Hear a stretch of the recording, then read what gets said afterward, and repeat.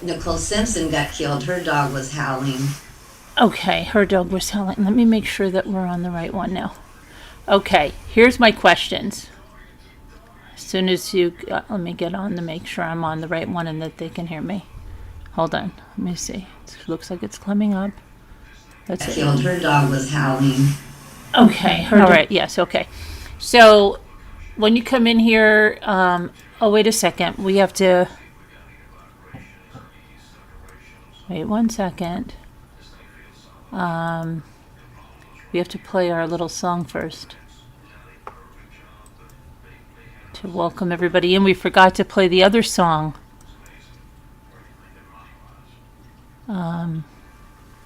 Let's see, which one are we going to put in here? Not that one. I think this one is the one we're going to play.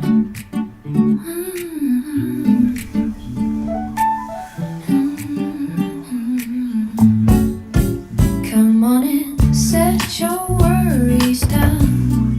From everyday life to rambling around. True stories told with care and grace. Every life honored, every face. This isn't just a channel, it's family here. Every smile, every prayer, every tear. Truth with compassion, justice in view. Respect for the victims and all that we do. This is Mommy Ramblings, welcome home. Their hearts are open, you're never alone. With grace in our steps and faith in our view, we walk this life hand in hand with you.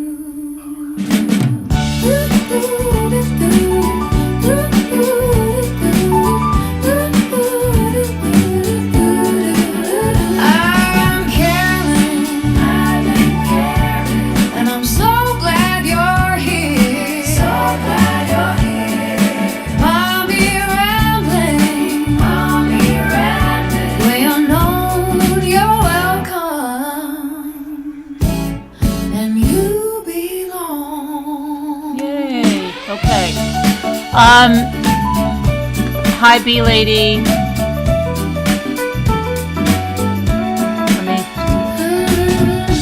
Lady likes to go on and on. Okay. So that's our that's one of our new intros. I like it. Yeah, Mommy Ramblings. You're known, you're welcome, and you belong. Okay. So back to Brendan Banfield. I have a lot of questions. Now, the McDonald's, and I have the video of when he was at the McDonald's and how long it took him to get home. Now, if this guy Joseph Ryan was already in the house, because the nanny allegedly called him when she saw Joseph Ryan go in the house. So Joseph Ryan goes in the house. Now there's a recording playing that nobody knows. Nobody's talking about this recording. They didn't talk about it that I ever heard in the courtroom. Why did he record the whole murder? Why can we hear the birds if they have triple pane windows? Why can we hear everything? How come when he comes in the door, it sounds like he grabs whatever recording device it is and you hear it all scratchy in his jacket, right? And then he goes upstairs, you hear this woman scream, but it sounds like a scream like on that game, that Hungry Shark game. It sounds exactly like that. Then you hear 2 gunshots, and then you hear a man coughing, and it sounds like he's running down the stairs again.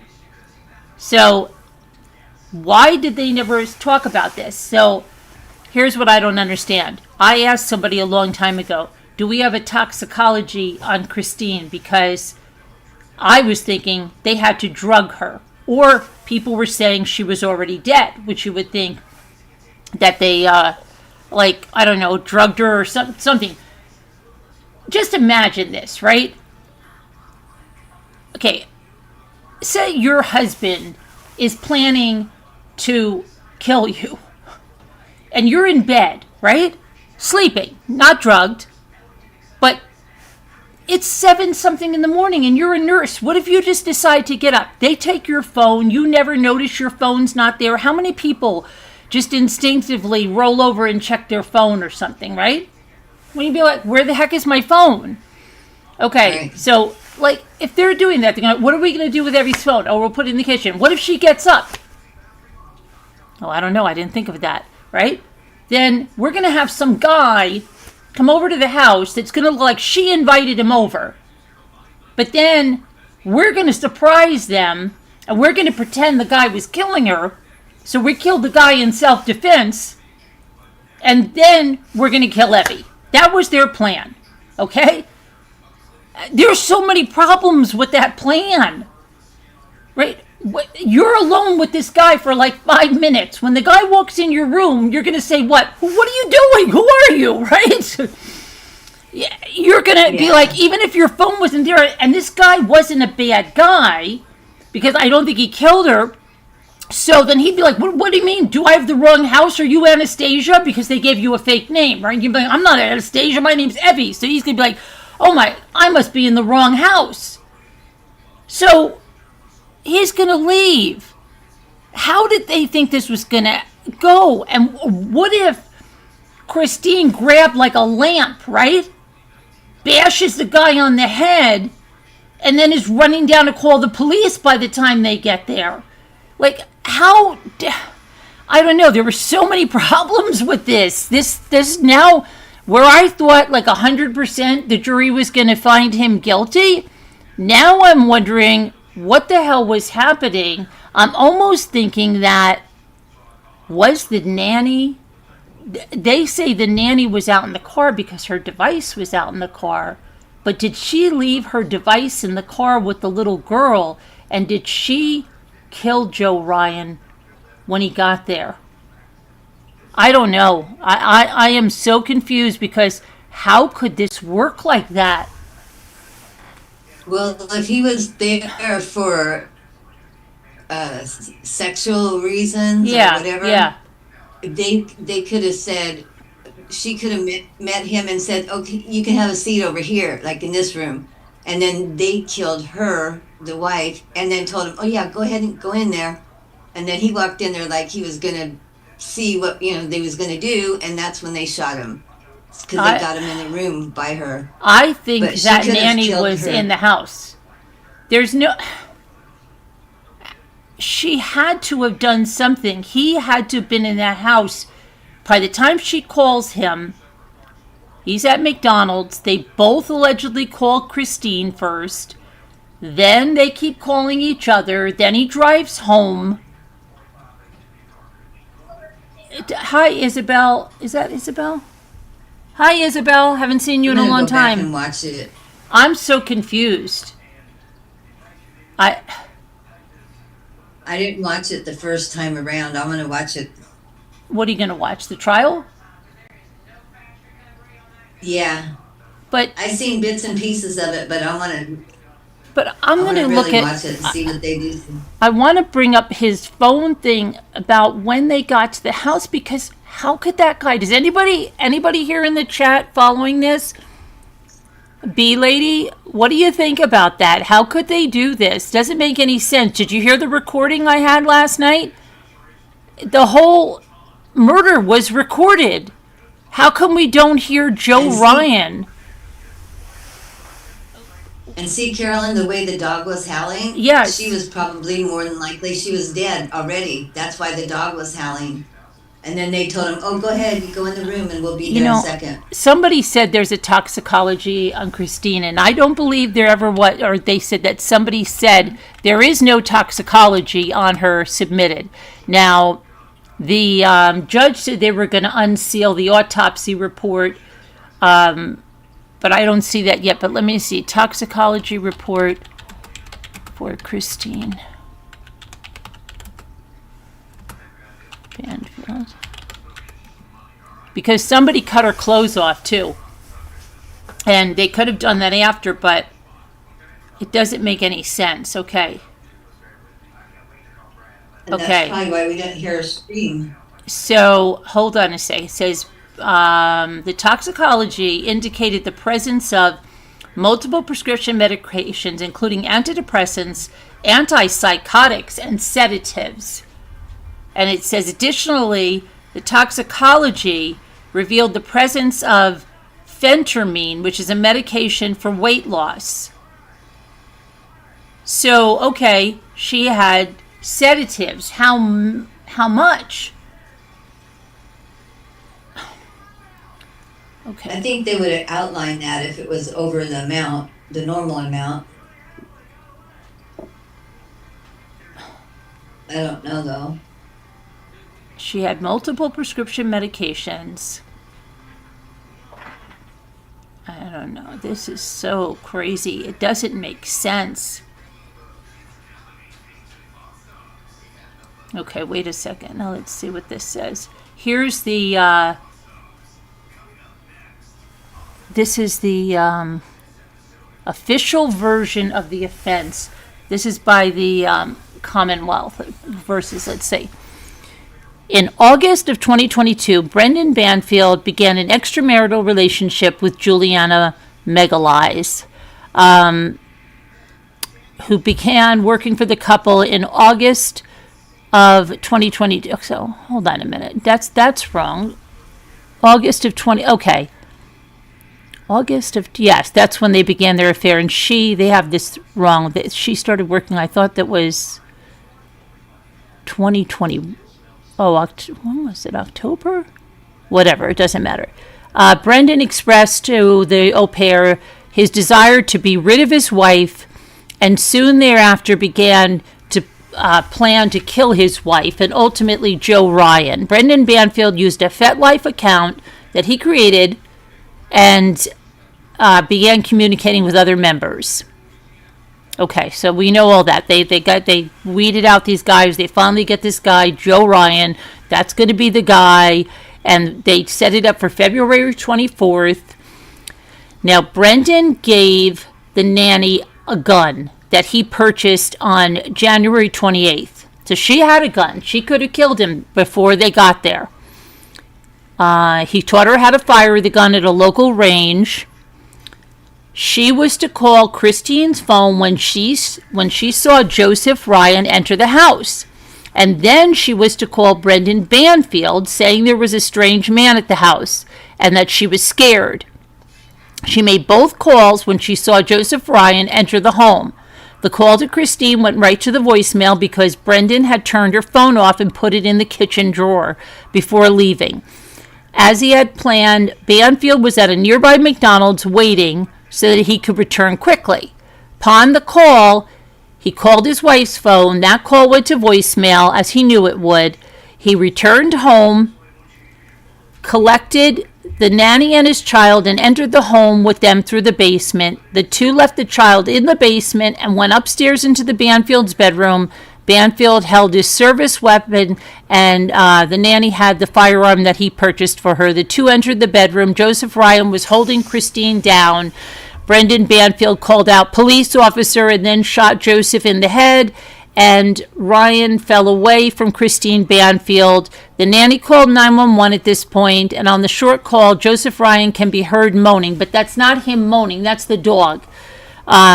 She ended the call at Banfield's direction. Brendan then stabbed Christine, and she followed the rest of the plan at his urging. At one point, she went into the closet to be safe and opened it to retrieve the firearm already in her possession. She returned to the bedroom and saw Joseph Ryan moving and shot him. Joseph died in the Banfield's bedroom on the morning of February 24th. Minutes later, after Brendan indicated that he was ready, the nanny called 911 again and reported the offense as if Joseph Ryan was an intruder who stabbed Christine. Brendan went to the hospital with his wife, and the nanny went to the public safety's headquarters with the Banfield child. In an interview with police, after being advised of her Miranda rights, the nanny admitted to shooting Joseph Ryan one time in the bedroom that morning after Brendan had shot him in the head. In a subsequent interview on October 25th, 2024, The nanny provided a detailed account of the events that took place on February 24th, which corroborated evidence discovered by Fairfax County detectives. Okay, and that's when she got her plea deal. But how long was it? See, I don't believe this. I think she had the gun. I think she at least shot him that one time, and he probably wasn't dead. And I think they cut the clothes off Christine, and they did all of that. There's no way this guy was in the house. What? Did you say that the guy that they killed, he was holding Christine down? That's what the report says. That's what they said. Okay. But he still had all his clothes on, and apparently they say that Christine was naked. But then her clothes were cut. Her clothes were cut off of her. So, and he brought like not even a sharp knife. He brought like almost a kind of like it had a curve on the top, like you would, some kind of a cooking knife. Nothing that you would ever pick. Like when someone gets something to stab someone, it's got a pointy blade, right? This did not have a pointy blade. You'd have to go like this, like a chopping motion. You couldn't do a stabbing because it wasn't pointy. It was rounded. Really strange. So that makes it sound like Joseph Ryan was not coming to stab her. He didn't like that kind of play, and it looks like he brought a knife that wasn't like that. Really strange.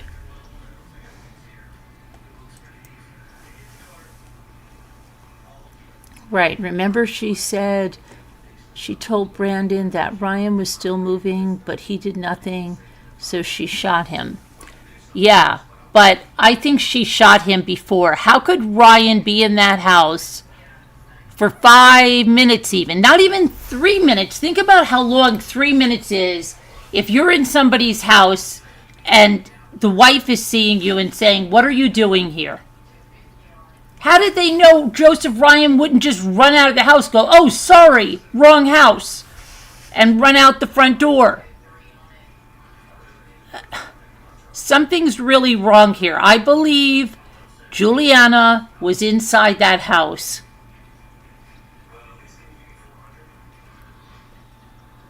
And the wife was probably drugged. But then she'd have to be, because even if she waited for Joseph Ryan to go up there and she shot him one time, what is the wife going to say at that point? So then is she the one that stabbed the wife?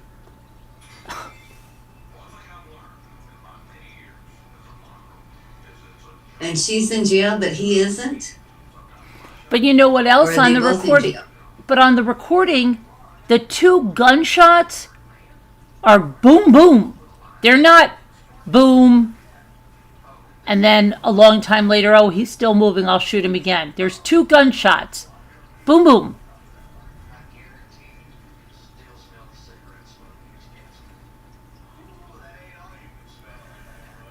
Something's wrong. There's no way that could work out. What was the nanny was speaking? When the nanny was speaking with the cops outside, didn't she talk about what happened in the bedroom and how terrible it was? Yeah, she could barely even speak on the 911 call. It was ridiculous. But that could have been put on. She could have just been doing that. Maybe he even told her that. Act like you're so scared and you know, they won't even listen to you because you can't even speak English correctly. Who knows what he told her.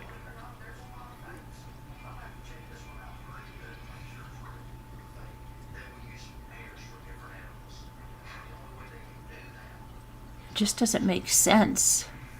Let me see. That means she was in the bedroom. That is why she has blood. Oh, she was in the bedroom, B-lady. Yeah, she says she shot him again. She saw him moving and she shot him again, and she was in the bedroom because when she made the 911 call, when they couldn't understand her because all she kept saying was, she gave the phone to him.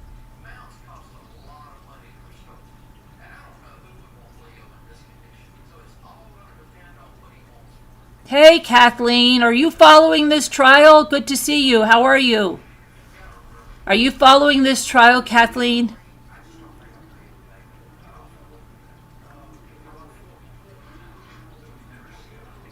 Because it's very, where I thought, I don't know, that you could get a juror that could be caught up like this and says, look, there's something wacky here. Like, yes, they both had something to do with this, but I think that she may have had way more to do with this. And yeah, her steps could have stopped because of her watch. She could have left her watch and the phone in the car.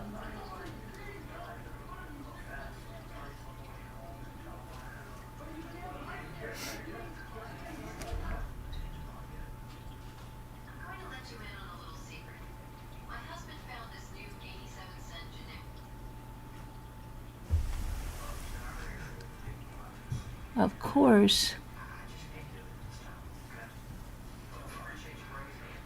she had way more to do with this, yeah. But something's really odd. Why is there that recording? Who recorded that?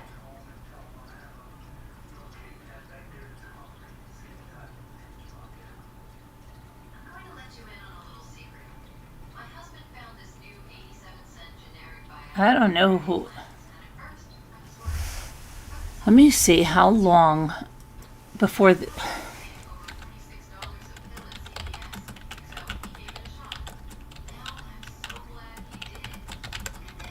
house before.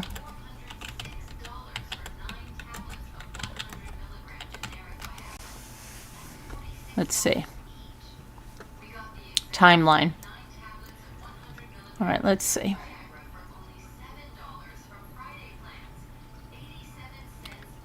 February 24th.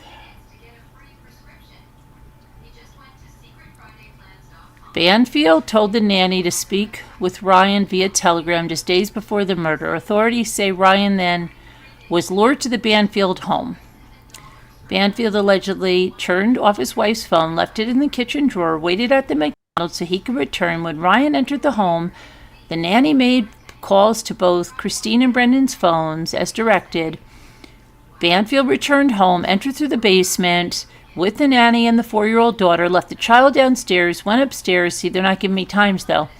According to prosecutors, Banfield entered the bedroom, announced himself as a police officer, shot Ryan in the head with his service-issued firearm. Ryan fell away from Christine. Nanny made a brief 911 call, then ended it at Banfield's direction. Then 911 called them back, which they didn't put it in there. Then they called 911 again. Prosecutors said Banfield then stabbed his wife to death, and when Ryan showed signs of movement, the nanny shot him again. A second 911 call was made, reporting Ryan as an intruder who attacked Christine. Banfield reportedly went to the hospital with his wife, while the nanny went to the headquarters with the child. Okay, the case remained under investigation for more than a year. Court records, oh no, it wasn't more than a year, wasn't it 8 months when they went back, isn't that? Court records stated an autopsy determined that Joseph Ryan's cause of death was multiple gunshot wounds and ruled as a homicide. Authorities arrested the nanny nearly 8 months after the murders. Prosecutors said during police interviews the nanny admitted to shooting Ryan and later provided a detailed account corroborating physical and digital evidence. Yeah, that's her lovely sweetheart of a plea deal. She's going to get time served. Nearly a year after the au pair's arrest, Brent Banfield was taken into custody following a traffic stop. About 570 days after the double murders. At the time, officials say they uncovered new information they described as instrumental in securing an indictment against Banfield. Prosecutors ultimately submitted evidence to the court of Banfield's romantic relationship with the nanny, Evidence included images taken inside the home, where a photo of the framed picture of Banfield and the au pair was in the master bedroom nightstand, dated October 13th. Other images reportedly showed Banfield and the nanny on multiple occasions, Banfield taking Portuguese lessons, and a Brazilian passport that allegedly belonged to the nanny. The nanny gave authorities another detailed interview, further outlining Banfield's alleged role in planning the murders that happened in February of 2023. Let's see here. Banfield, yeah. This is something that's still not what I want to know. I want to know how long Joseph Ryan was in that house. And something's wrong.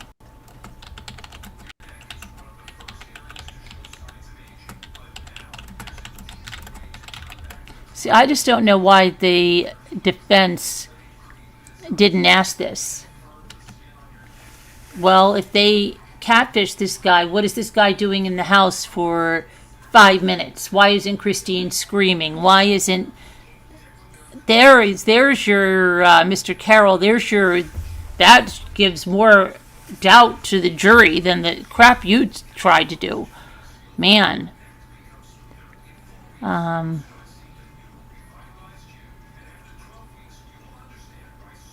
see. Doesn't make sense.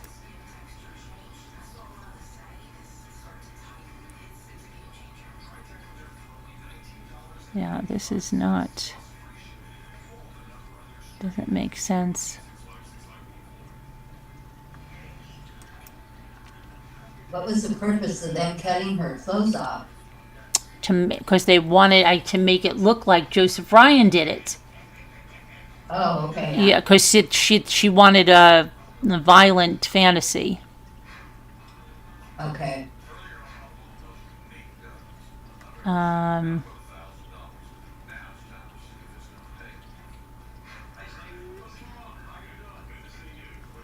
Doesn't make sense.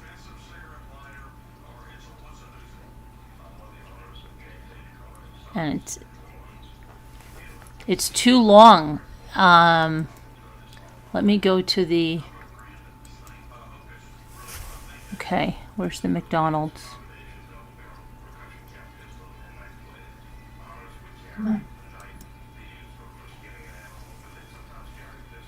And how many times was Joseph Ryan shot? I thought. Let me see.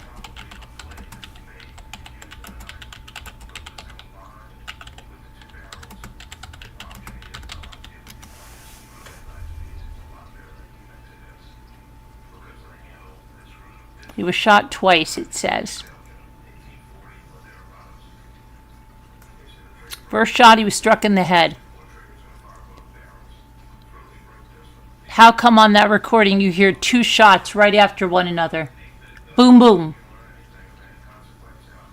Because that either means she shot him 2 times, or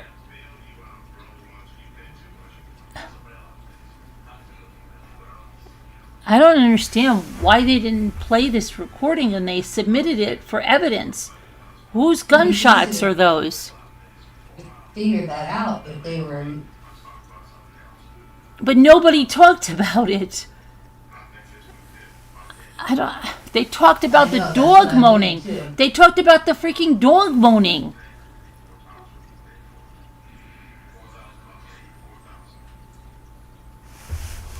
Whoever shot Joseph, it didn't go the way she said it. It would be boom, and then there'd be a minute or 2, and then another shot. Those of you that heard it last night, you heard it, boom, boom, right away.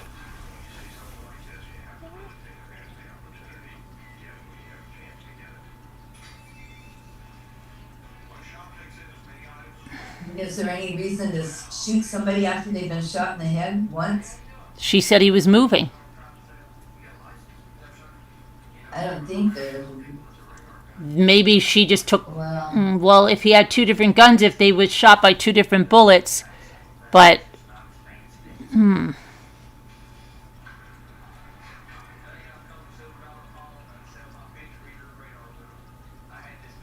retrieve another gun.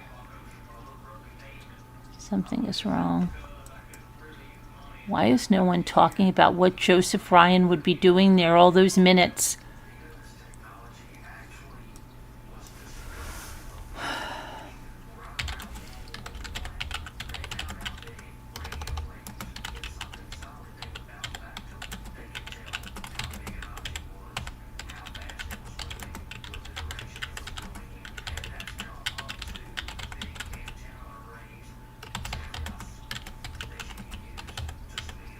His wife's the one that wanted to be, like, Mm-hmm. violently. Yes.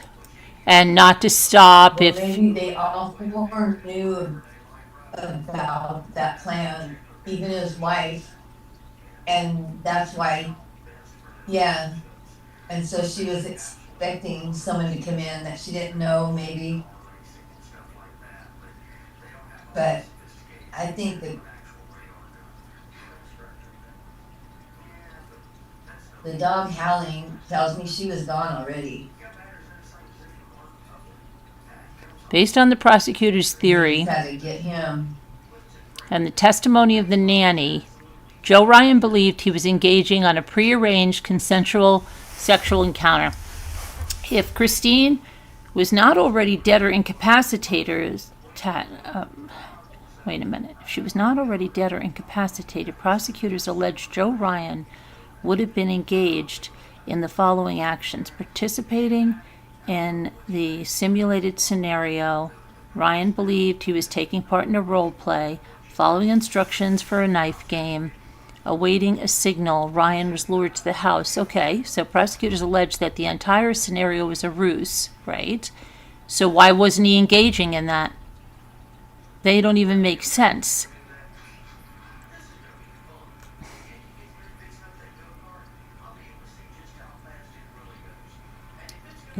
Doesn't make sense. Said he was holding her down, so he wasn't.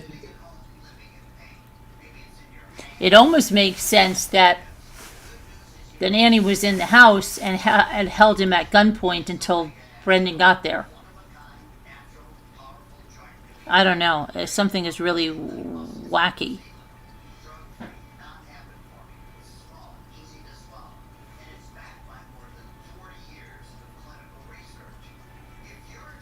It doesn't make any sense. His clothes were never off, Ryan's clothes. He was completely dressed.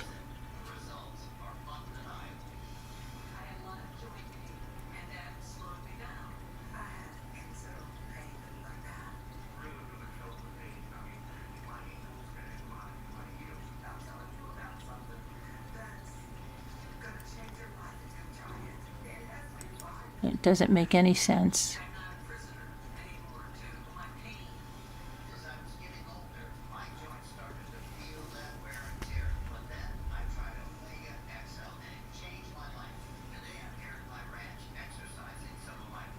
Let's see if somebody says anything over here, because it doesn't make sense.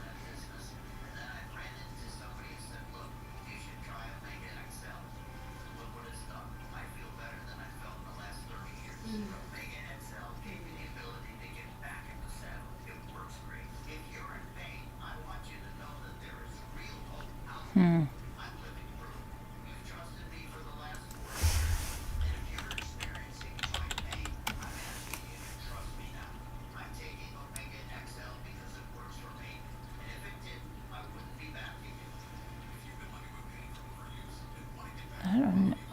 Gives. Yeah, this is weird. There's something's wacko.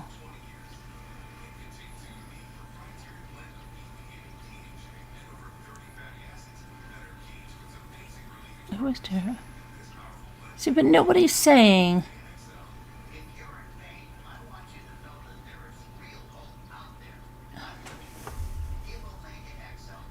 She was alive when the EMTs arrived. See?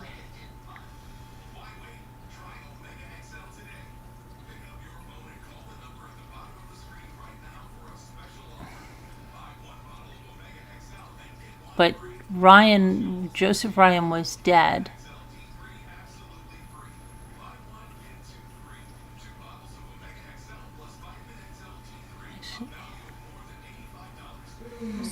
Well, The thing.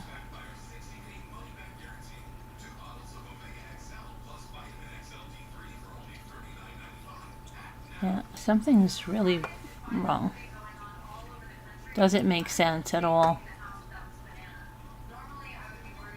And why didn't no one talks about this? I mean, no one even in discussion groups talks about what the heck would he be doing there for all those minutes? If Christine was awake and didn't plan this, she would be screaming, and he had a recording going downstairs.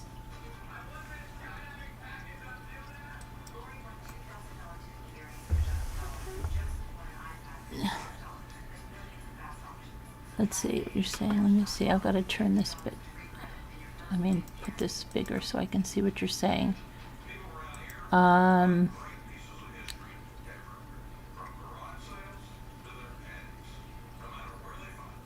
Kathleen, did you say you're following this trial?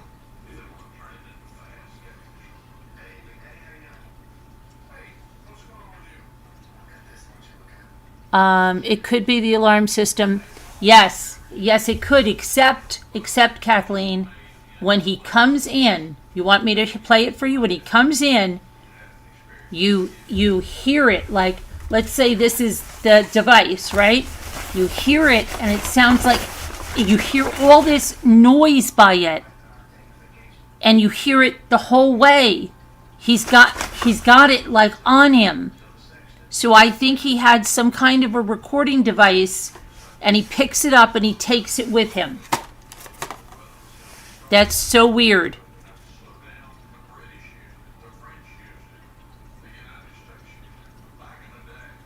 Listen, hold on, let me see. I have it.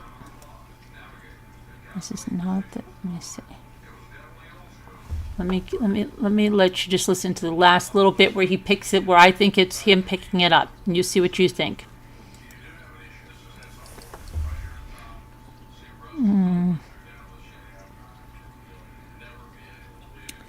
Exhibit. I think it's this one. Yeah.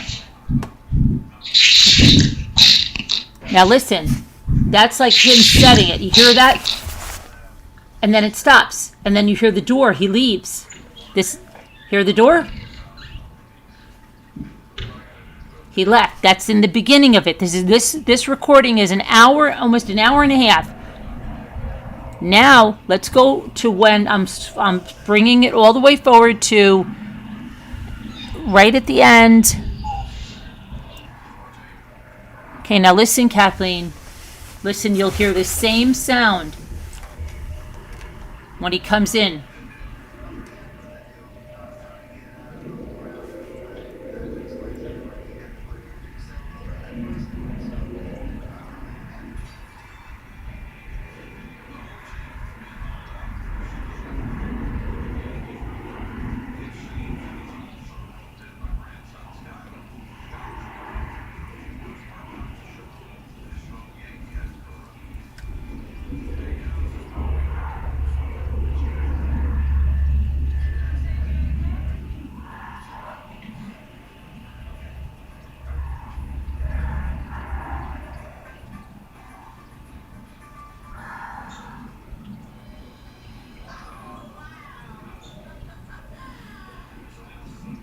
I'm going to turn off my mic so you can hear without any distraction.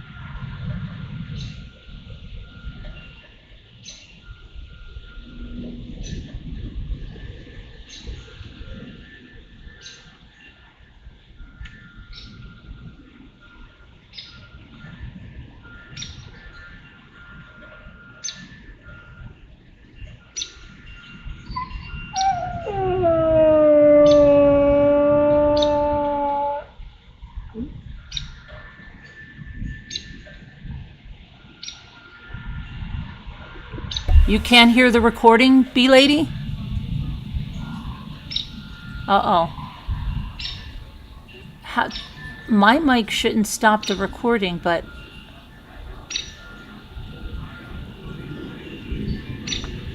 You guys can't hear it when I mute?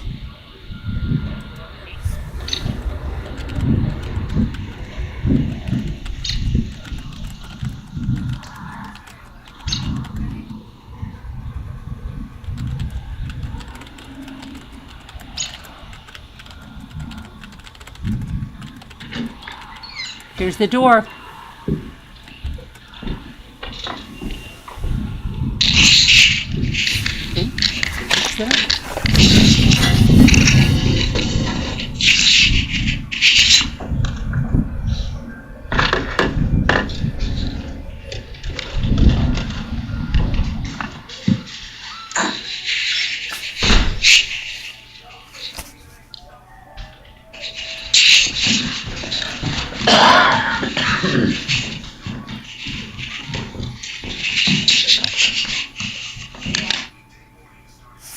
Okay.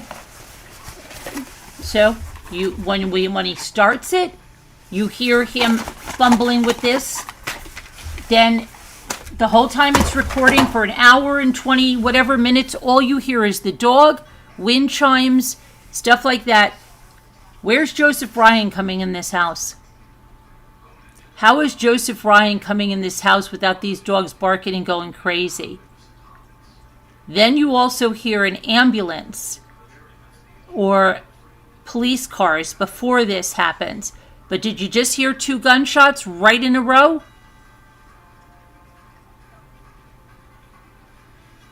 You hear the door squeak. Uh-oh, my Zoom ended. Hold on a minute. Hold on.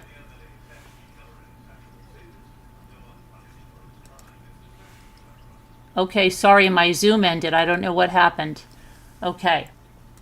Now, did you hear what happened?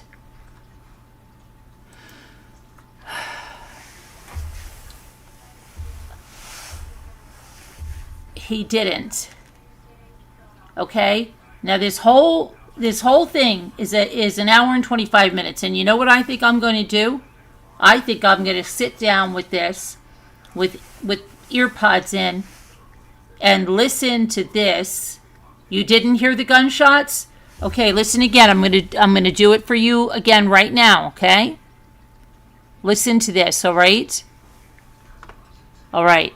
Listen.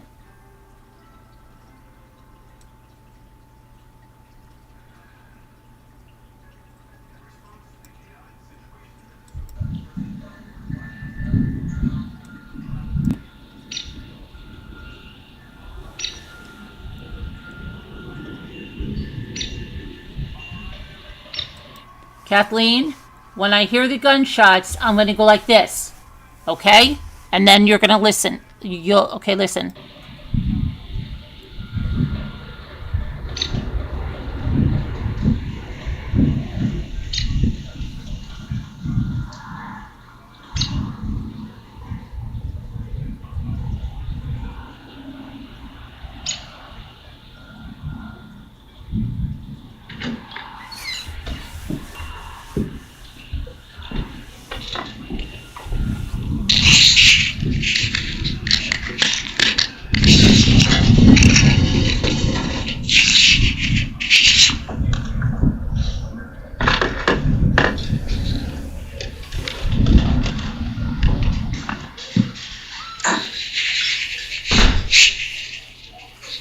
Did you hear it?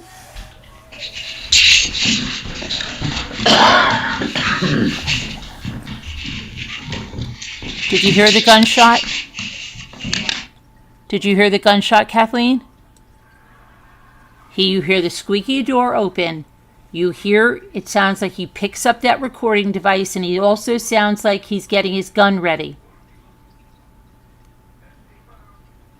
And then there's 2 gunshots. Bang, bang. Fast. Not the way the nanny said it. Not the way the nanny said it, that he shot the one person, Joseph Ryan, in the head, and then she went and retrieved her gun out of the gun safe and came in and shot him again because he was still moving. Okay, listen again. Again, Kathleen.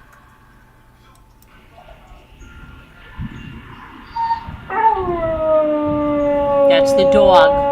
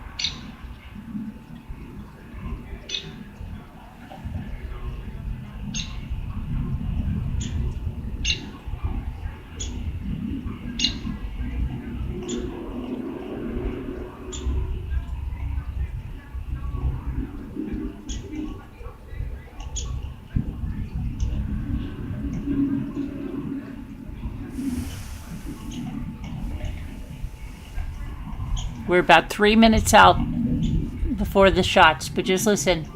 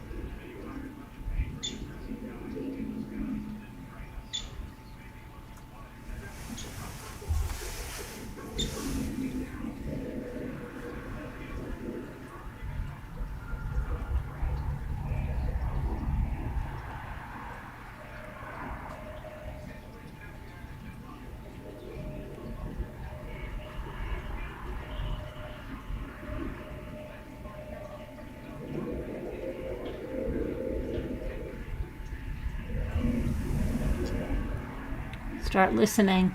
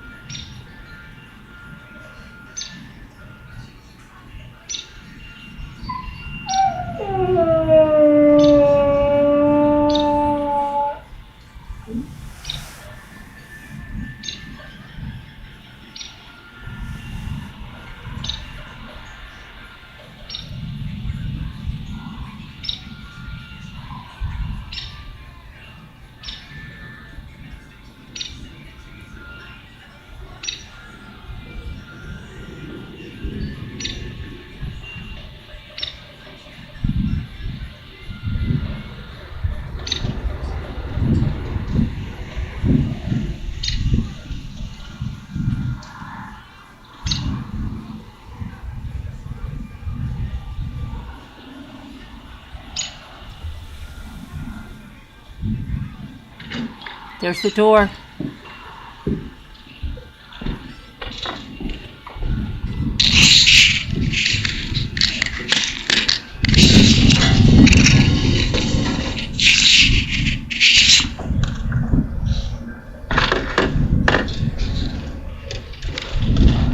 There's no TV on. Shh.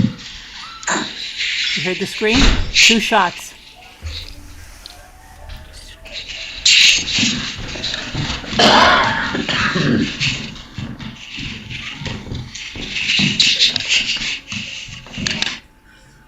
Okay, there's no TV on, B-Lady. You're listening to a TV in my house, which is why I wanted to mute, but you said when I muted you couldn't hear, which I don't know why, because that's never ever been the issue before, because the sound is coming through the computer, not through my mic. But I don't know why you say you can't hear when I mute. The TV is in this house, but it's not a TV. He grabs the thing and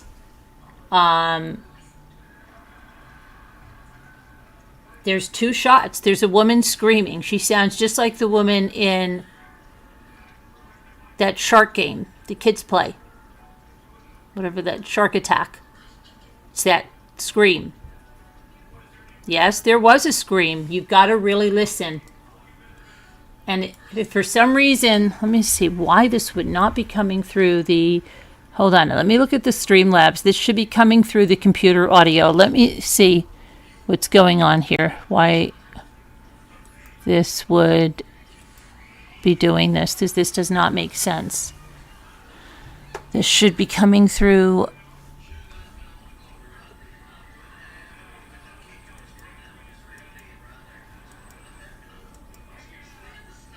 the computer audio. Let me see. Speakers, audio input. Okay, speakers.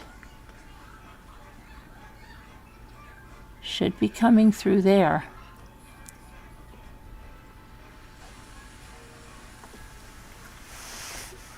So now watch. You're saying I'm going to mute my mic, and you're saying when I mute my mic you can't hear this anymore? Shouldn't be that way.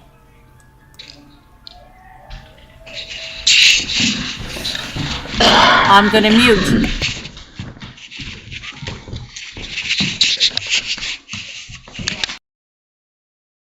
Did you not hear? You had the volume. It was not you. Okay, so you mean you can hear? Okay. All right. Tell me right now. Listen to me. I'm going to tell you when I mute.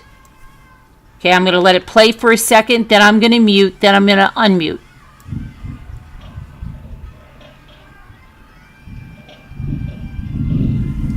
I'm going to mute now.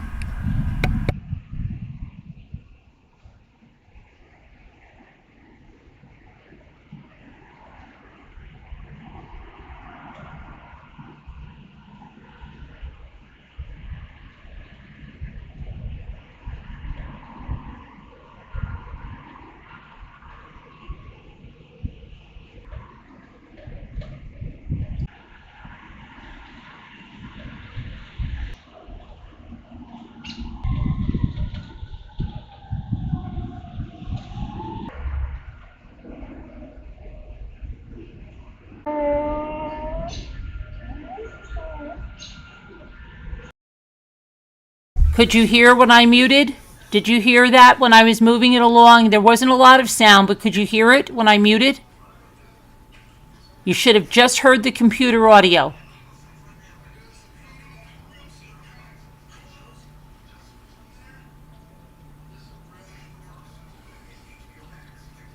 Let me know.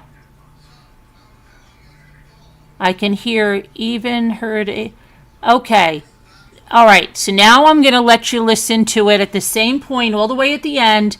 I'm going to mute so you don't hear a TV or any background noise, okay? I'm going to mute and we're going to listen to the end again.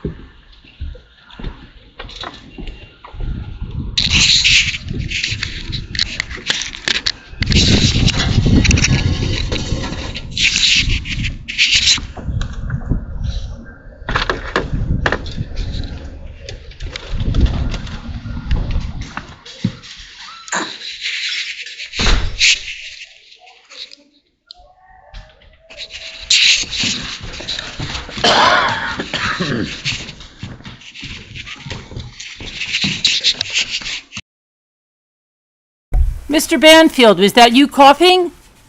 Were there 2 gunshots before that, Mr. Banfield? How come nobody said anything about this recording? It's been submitted into evidence. What the heck? Did you guys hear that this time? Did you hear the gunshots? Why isn't anybody talking about this? Can you guys hear me now? Can you guys hear me now? Hello?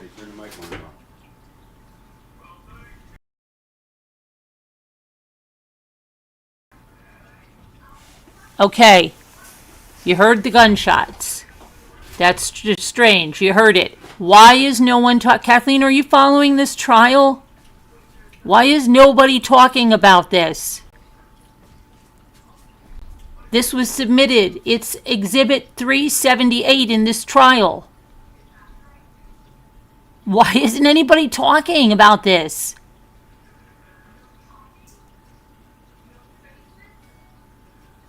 Danielle, hi, you hear something, but no, Danielle, I took the TV out in the background. Listen to the last recording.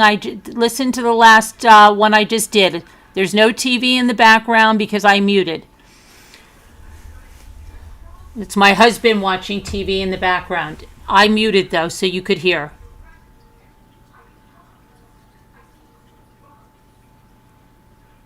You didn't know about this trial. I can't believe how many of you didn't know about this trial. We're on verdict watch right now. This is Exhibit 378. I don't remember. The only questioning, okay, that there was about this dog. And somebody said that was Joseph Ryan moaning. That wasn't Joseph Ryan moaning. It's the dog. That's the only thing. It's in a 911 call. You can hear the moan. How could this be irrelevant? Why was he recording this? Why was anyone recording this? What do you mean irrelevant? They said 2 shots. Did you see that? They said that 2 shots were far apart. Right? That he shot him supposedly in the head. And then Juliana went and retrieved a gun from the gun safe, came back and shot him again. It wasn't boom, boom. No, it wasn't Ryan. No. They brought in an expert. That's what they brought in, an expert. It's for sure a dog. And you can listen to it on the 911 call. You hear the dog. It is a dog. It was, and that was already proven that it was a dog. But that was the only thing that they were going on. Why were they not talking about the gunshots are not like what Juliana said? Juliana's testimony, it differs from that. This would give me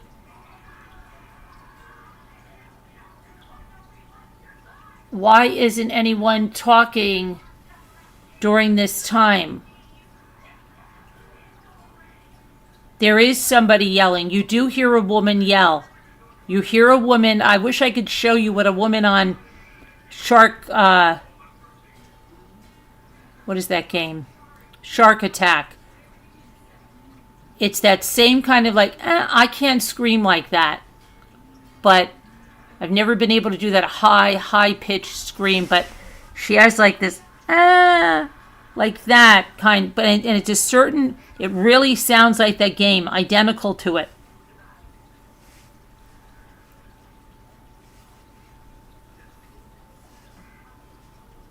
The dog heard someone there. Okay, so that's what I say when we listen. There's, in the beginning, watch in the beginning, there's another door leaving. Watch.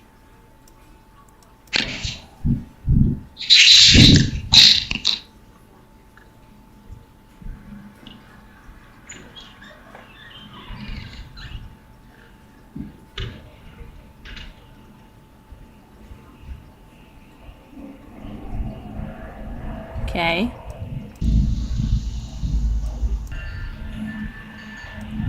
When would Joseph Ryan enter this house?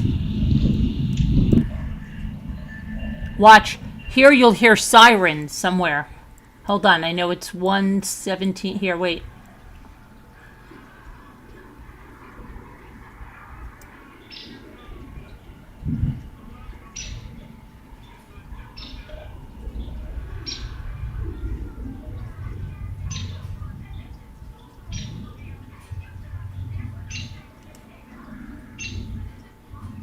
I think it's 1:17. Hold on.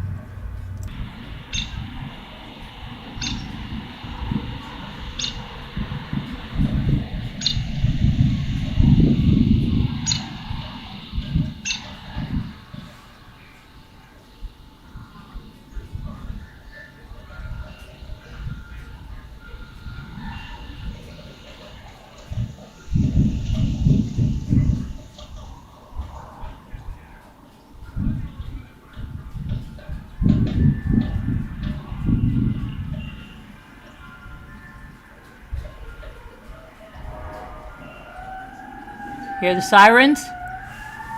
I'm going to mute. Listen to the sirens.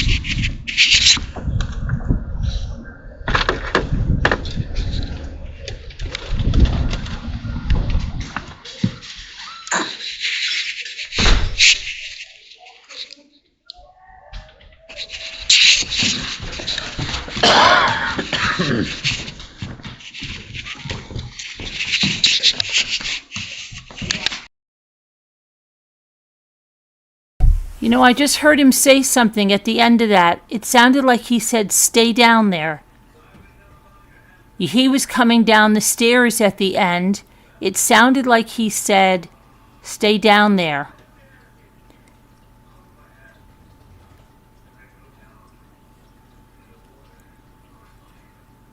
Did anybody hear that at the end?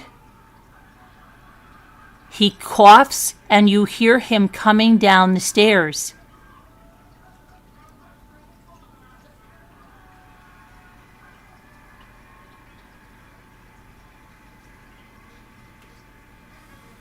Something's messed up. Okay? And then, listen, he knew that was there because whoever it is, when he comes in, when he sets it before he leaves, you hear the same rustling around whatever mic it is. And then when he comes in, it's like he grabs the mic. No, the volume is up all the way. But here's the thing that doesn't make sense.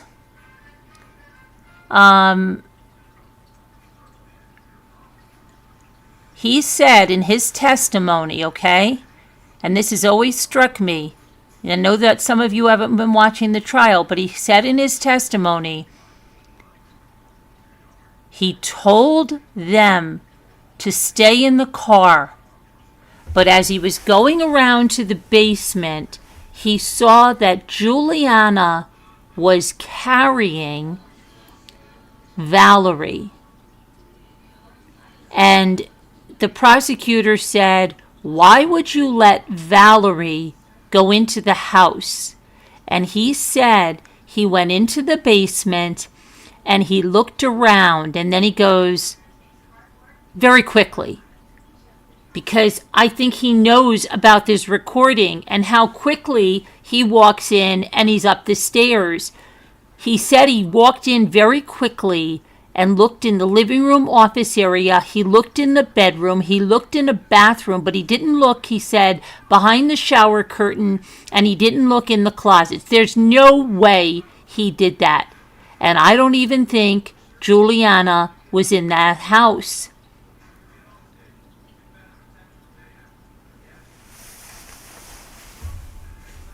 I think there's something really crazy going on here. Joe Ryan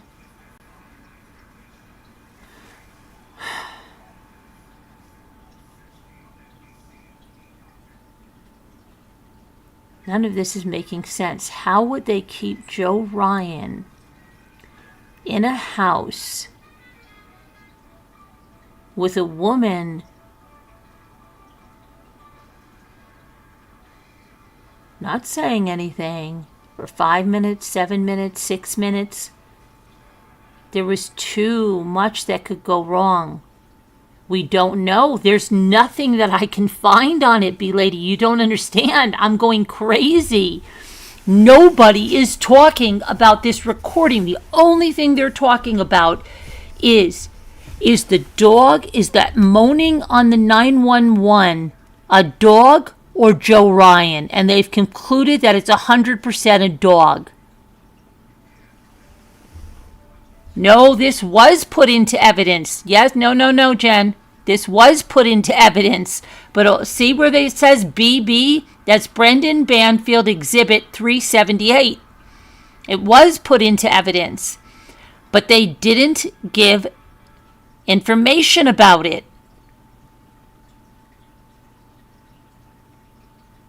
It was put in evidence, yes. It's right there in front of you, right there, BB Exhibit 378.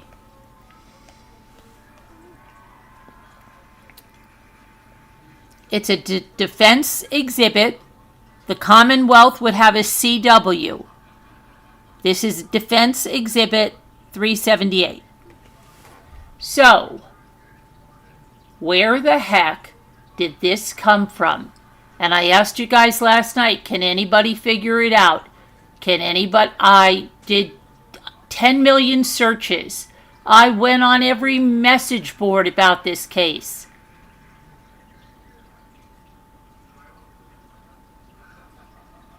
What? Someone paid someone off? What do you mean?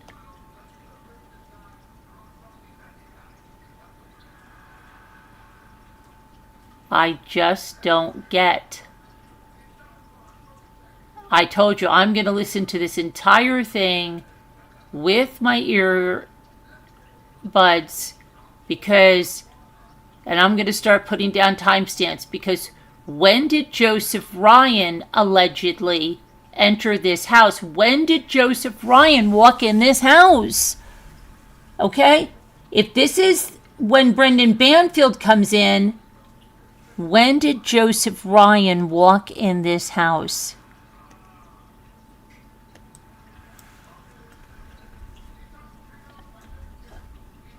That's what I'm trying to figure out.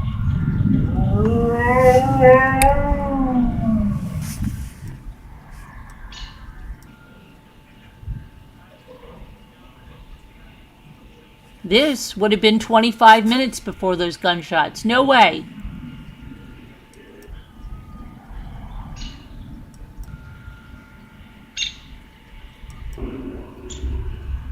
This is 5 minutes before those gunshots.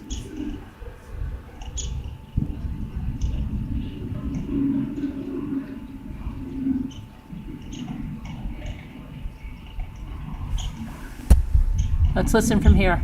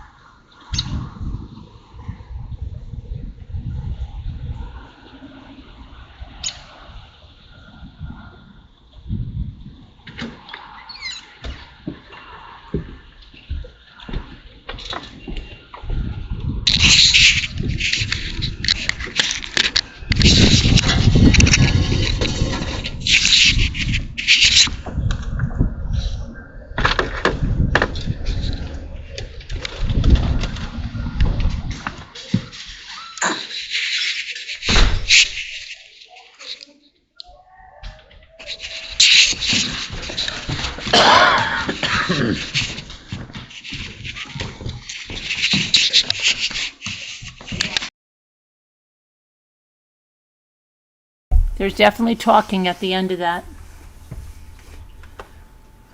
Sounds like he says, stay down there, I know, or something like that. This is the nest showing that they left the front door unlocked, and that was so that Joseph Ryan could get into the house. So there's a nest camera, but let's see.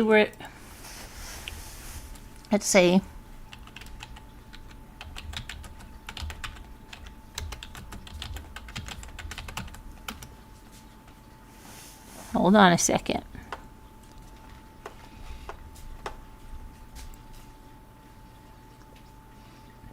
Let's check this for something. Okay. Okay. Hold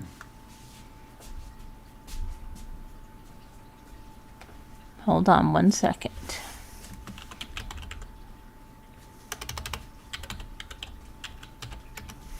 Let me make sure you can hear me, because every time this mic makes me nuts.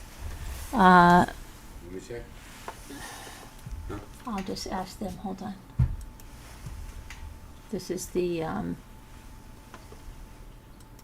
Can you hear me? Let me see. Go back to this. Can you hear me? Oh, what's the matter? Can you hear me? Can you hear me? No, they can't hear me? I don't even know where the thing is now.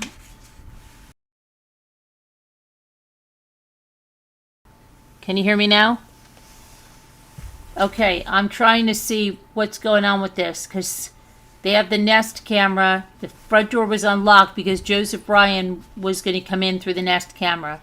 I mean through the unlocked front door. Brendan Banfield didn't want to go in through the front door.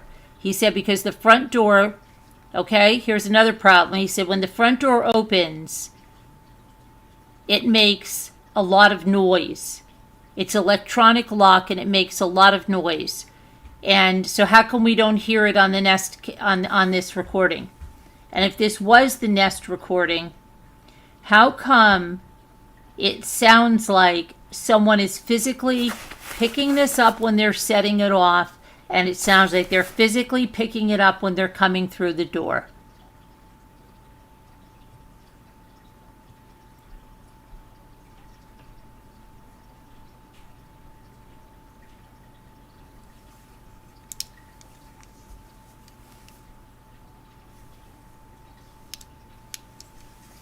So let me check something else here. I just cannot believe no one is talking about this recording. No one. I just don't even get it.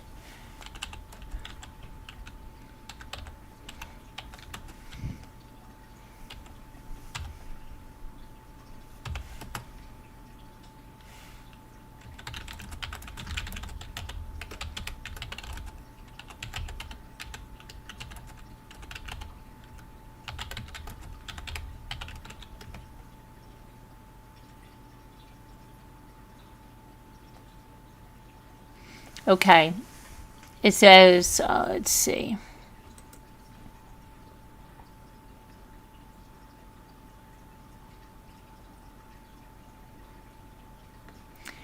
Apparently, this recording was used to support the defense's argument challenging the timeline and events of the double homicide, specifically trying to provide an alternate explanation for sounds on the recording. The 911 call was played alongside Defense Exhibit BB 378 to compare the sounds. Okay, let me show you what the Commonwealth Exhibit 1 is, okay? Commonwealth Exhibit 1 is this. February 24, 2023, 7:47, 32. Fairfax County 911, where's your emergency? Hello, Fairfax County 911. February. I'm going to play it again for you. Now, what the prosecution said was that moaning sound was Joe Ryan. This was Juliana on the phone when she hung up the 911 call. They say she hung it up because Joe Ryan was moaning. But then it was proven that this is a dog. Okay? Now listen again to it. 24. February 24, 2023, 7:47, 32. Fairfax County 911, where's your emergency? Hello, Fairfax County 911. February 24, 2023, 7:47, 39. February 24, 2023, 7:47, 32. Fairfax County 911, where's your emergency? Hello, Fairfax County 911.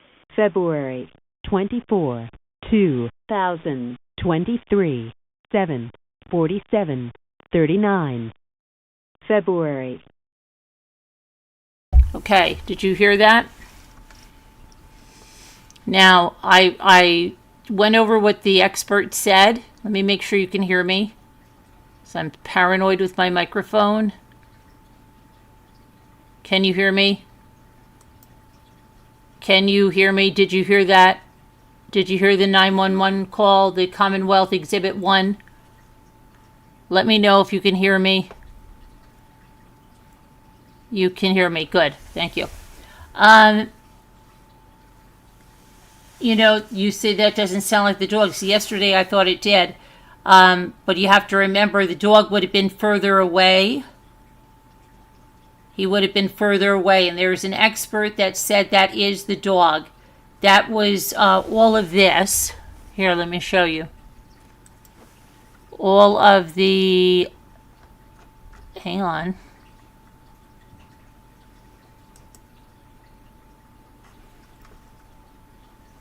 This that looks like bacon. This was that expert that compared the recordings here. Okay, and the expert said, and I'll tell you what the expert said about this.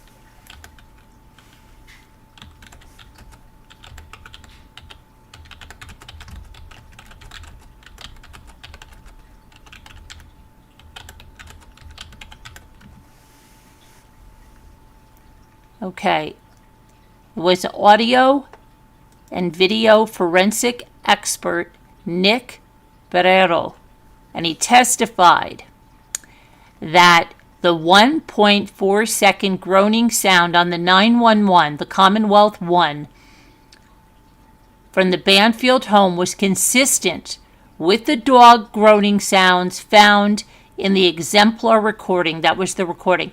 The defense aimed to show that the sound was the family dog Lily, rather than the victim, Christine Banfield, who was dying, or Joseph Ryan. They said Joseph Ryan. Now, the Commonwealth called a detective in rebuttal, okay, who testified that the sound in the 911 call was made by a human. But defense also asked, and the guy that the defense had was very thorough, and he said that the defense attorney said, would you have a different answer if you had been called by the prosecution? And he said, I am not for any side. I am for the evidence. Okay, so it's going to be whoever they believe. Now, let's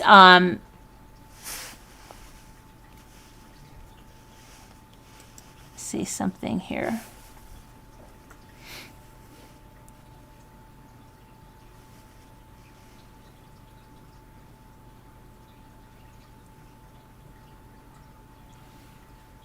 Let me see what we got here.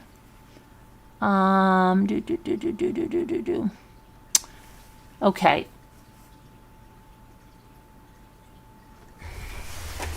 Hold on.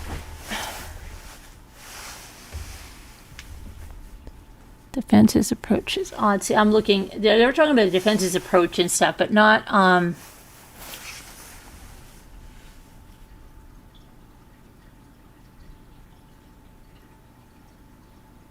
If I were on the jury, I would have lost my patience. Okay.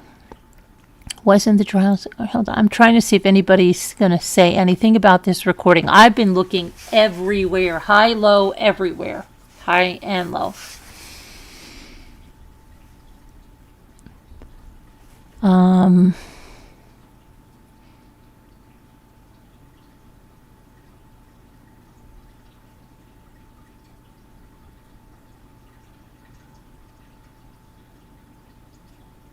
Okay.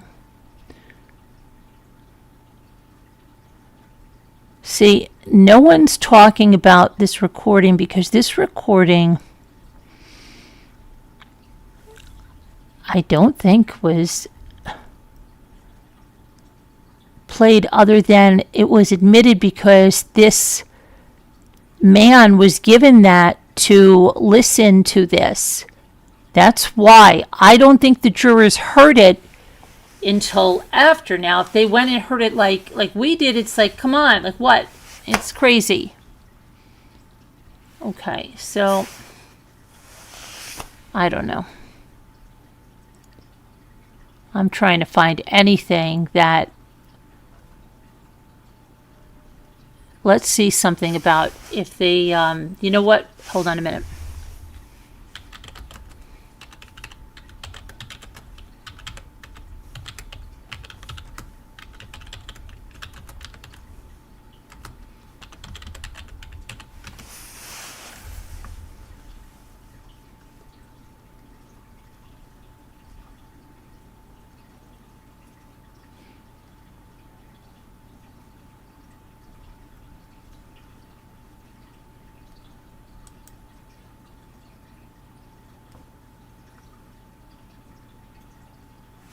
I don't know. Let me see something.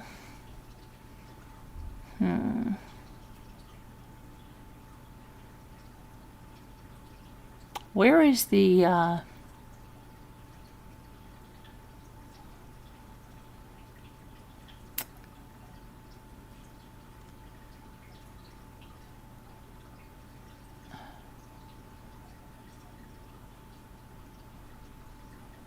something's just so not making any sense.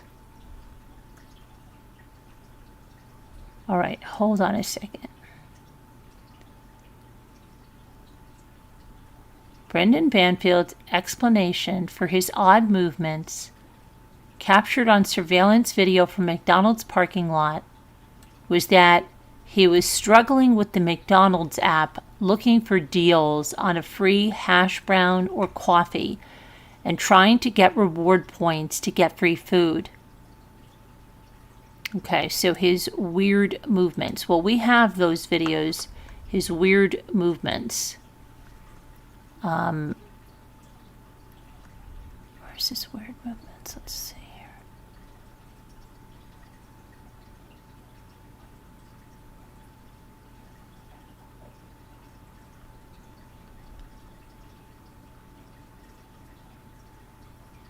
Okay, hang on. Let me go to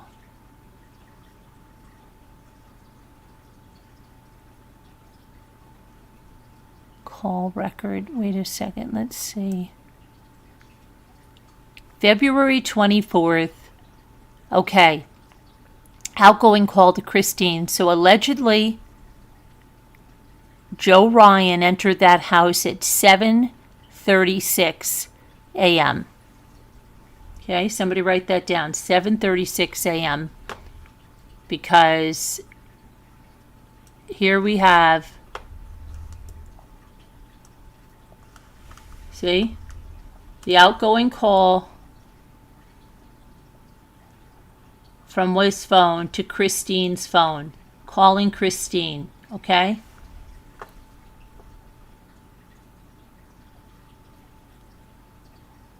Banfield. And then Brendan.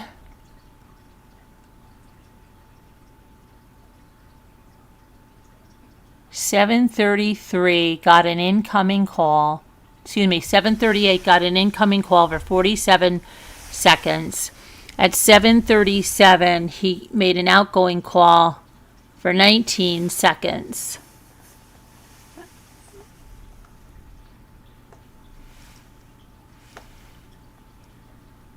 Oh, hang on one second, because Brendan Banfield, Juliana.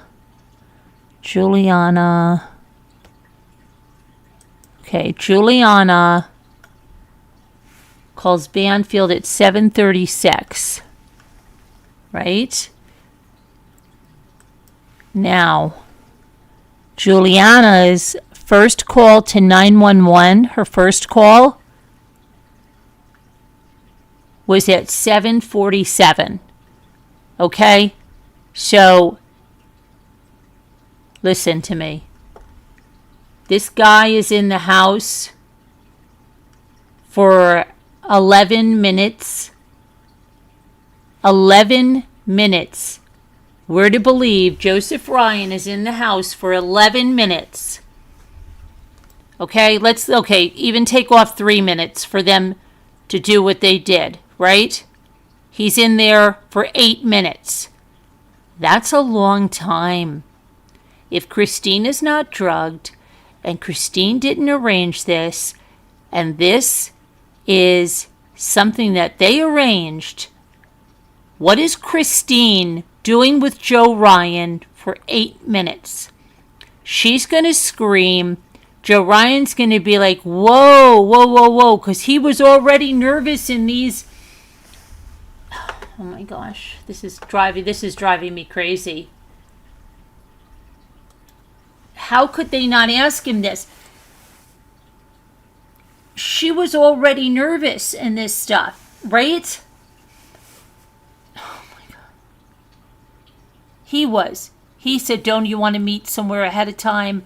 No, I want you to come to the house. I don't want you to have met with me. I want you to come to the house. Come on.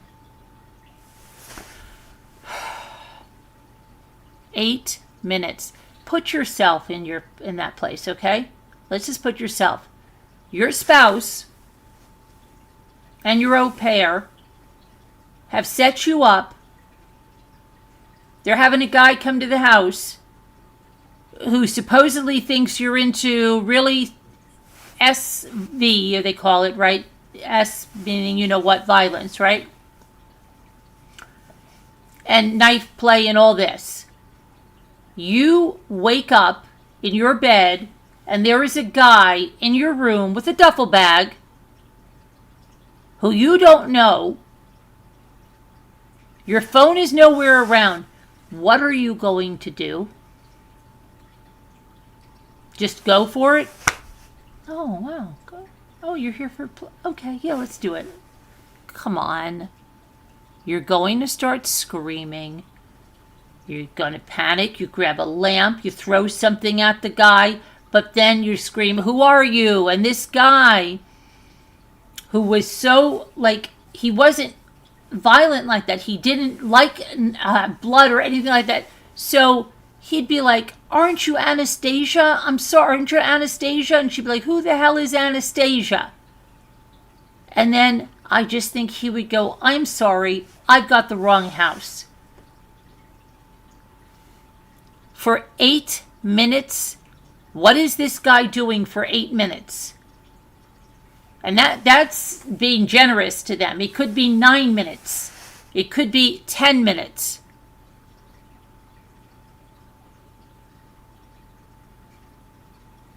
Doesn't make any sense. None whatsoever.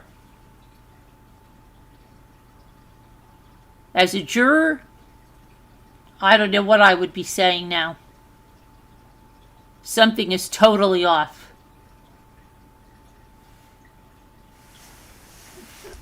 It doesn't make any sense. I don't know. I'd probably have a lot of questions to send to the judge. I would never be able to make a decision unless I knew what the hell was going on. Well, apparently, she was still alive when the paramedics got there.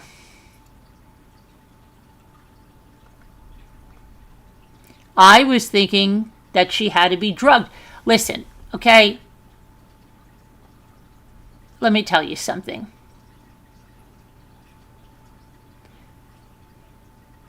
Let's just say, okay? Let's just say, hypothetically, 2 people are planning this, right? And they come to me and say, hey, Carolyn, what do you think about this plan here? Okay?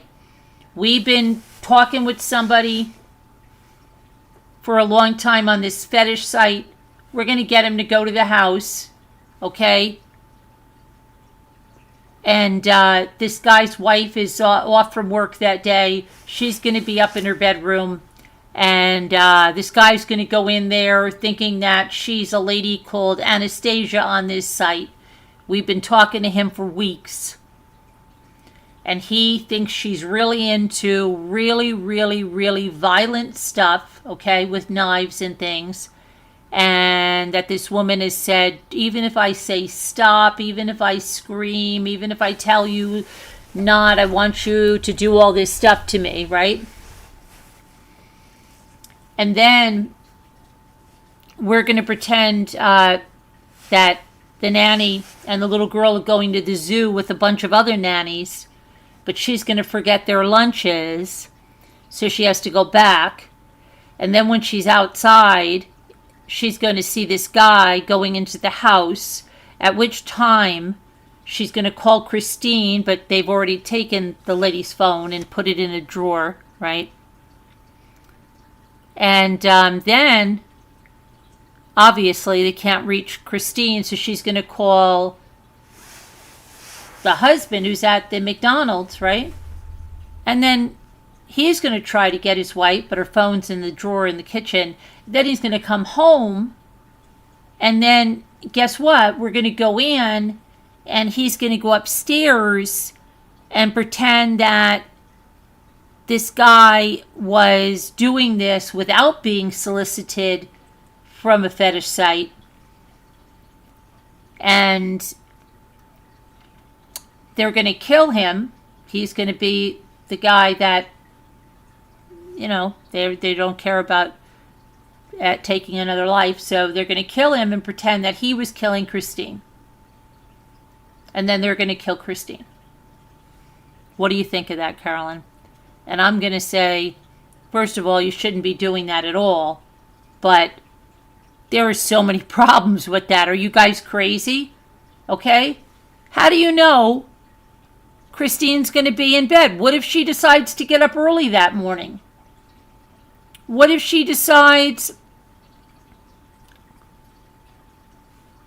you know, she's going to do something different? How are you going to take her phone? What if she decides, you know, says, where the hell is my phone?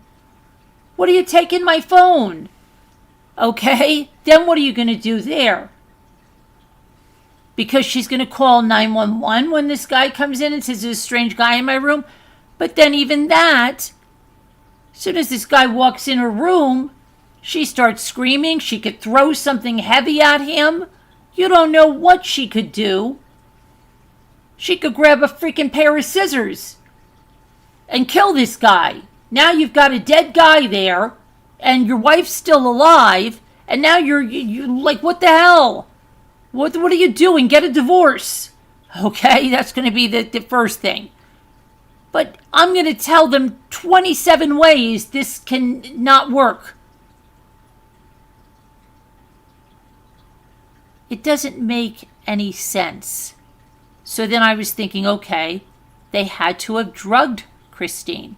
So she would be laying there, seemingly asleep, but heavily drugged, right? Had to be, I said. Now, the toxicology, people lie to you. They're like, oh, there's nothing in her system. No, that's not true. There was a variety of prescription drugs in her system. We don't know how much. So that's a possibility. But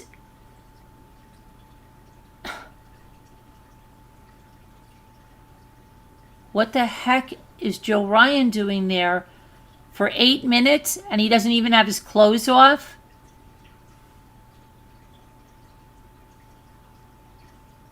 Made sense before any deal was finalized. We should not have to have any questions. Well, if I was on the jury, and I would be writing a lot of questions. You're not going to get a verdict from me until I know what the hell this is.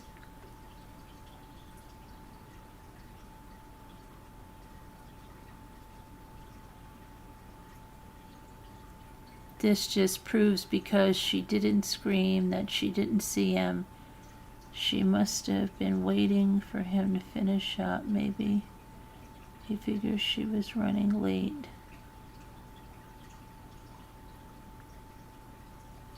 Get set up. What? What'd you say? You said what did you say? Ryan must have noticed something was off. She probably wasn't where she was supposed to be. She was probably in the bathroom.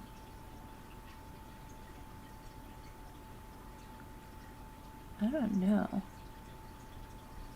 This is all very strange. Really strange. It doesn't make any sense to me. Just the whole plan. Like, nobody wants to have friends like this.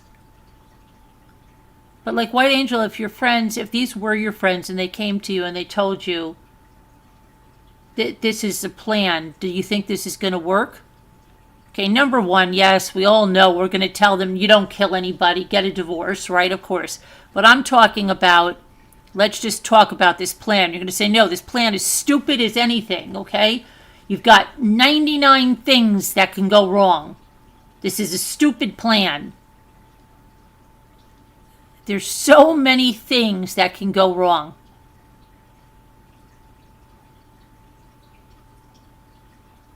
How could they? This is what I'm saying. There's something weird in his testimony, okay? When people talk too much, he said Juliana was carrying Valerie into the basement. He also says that he checked that basement. But then he said, and he added, quickly. He said quickly because he knew how fast it was. But he also said that he got down on his knees and he told Valerie, don't worry, it's like, okay. Now you're telling me that you left a kid there. There was also a baby gate in that basement. When did Joe Ryan enter that house? I think Juliana was in that house. Their whole thing is that Juliana was outside because her devices were outside. Hello. I would say, no, you turkeys, this is not going to work. Why the hell are you planning a murder in the first place? Yeah, exactly. But I'm saying, you'd also say, look, this is so stupid. This is such a stupid plan. This is a plan that has so many things that are just wrong and going to go wrong.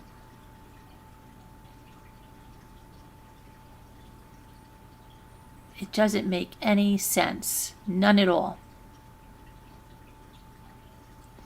Here's the other thing. Hold on a second. Let me show you something else.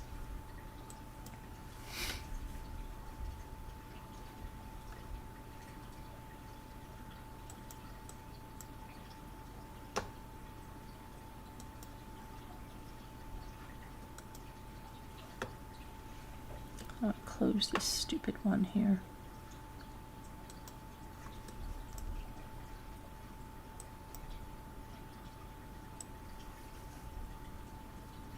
No. What is this? What is going on here? Shut this down. We don't need this picture anymore. We don't need that picture. We don't need that. Okay, we don't need that picture. I think Juliana.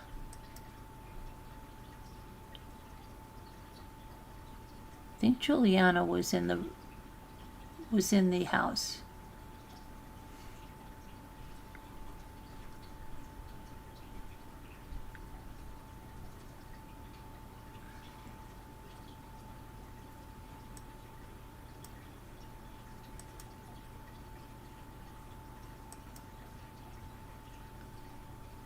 Let me grab the evidence again. Hold on a minute.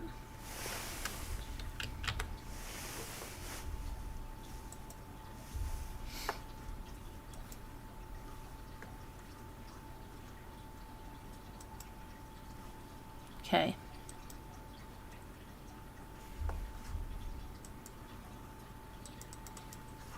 Okay, so we heard the 911 call. Then they got the Joe Ryan's close here. Okay. Archive story, the telegram conversation. All right, let me just look at something here. I'm not going to bring this up because a lot of this is pretty bad, but I want to get where they're talking about how he's going to get in the house, okay? Hold on.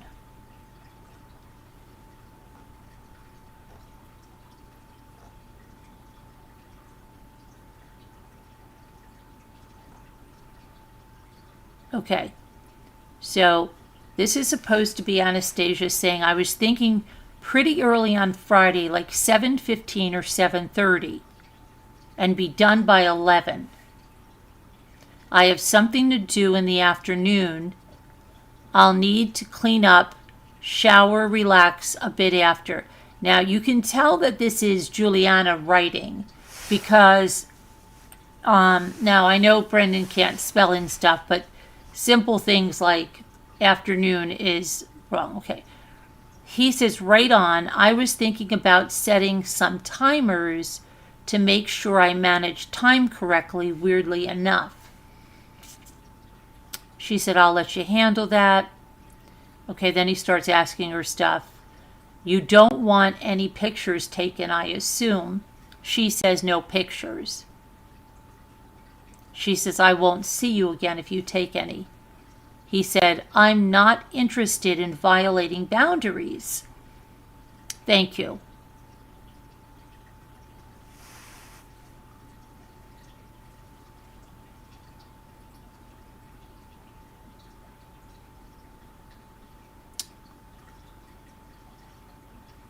Then she tells him, I hate to go, but I have work early in the morning. I need to lay down, right?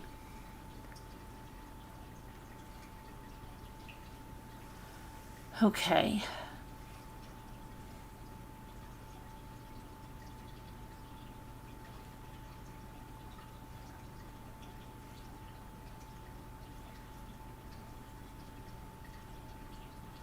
Trying to see what they're going to talk about, the door and stuff.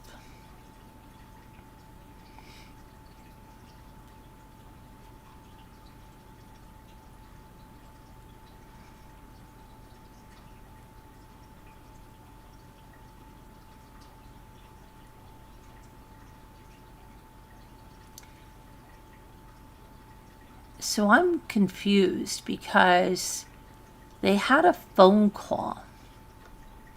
Now this is weird. Who was talking on this phone call?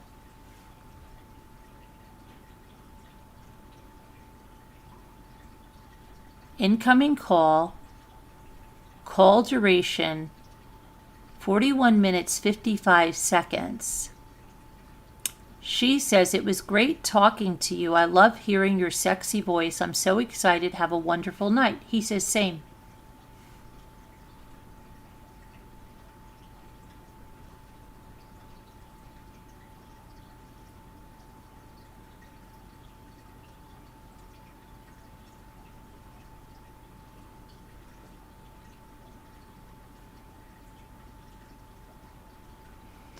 Okay, now I'm trying to get where they're talking about. I can't wait for Friday. Same, he says, he calls her Anna. Now he says, what's your address? She gives the address.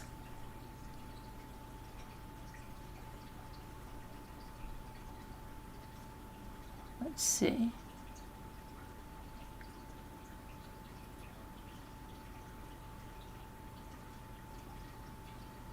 She says, how long does it take for you to get to my place? He says 25 minutes.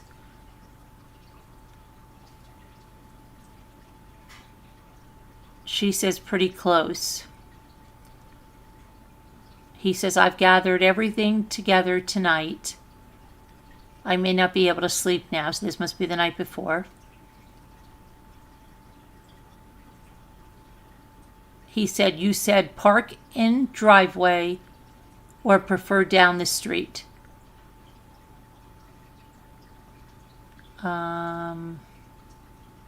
She said, you can park in the driveway next to my car. And she said she has a VW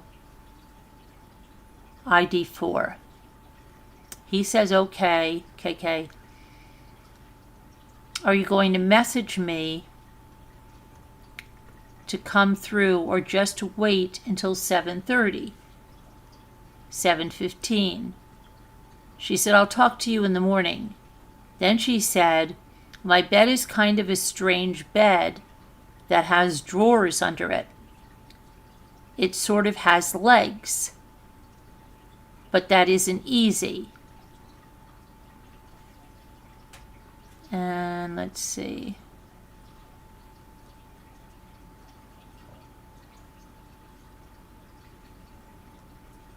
She said, I probably will be a bit panicked. I think that's part of the fun of it.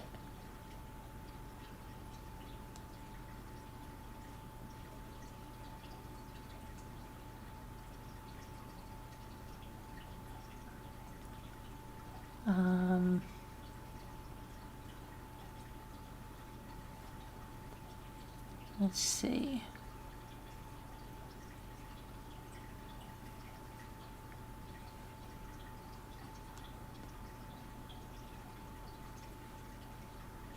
She tells him this has to be over by 10:30. There's a digital clock next to the bed.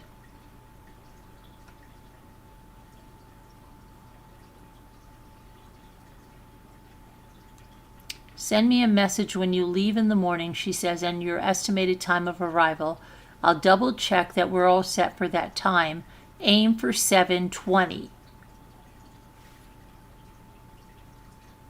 He says, if there's anything else you need, I'll be in the area a little early at the nearby Walmart. She says, sounds good.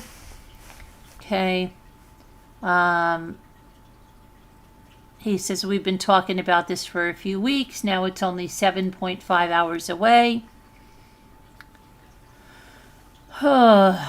So let's see. She says, do we need to discuss anything else?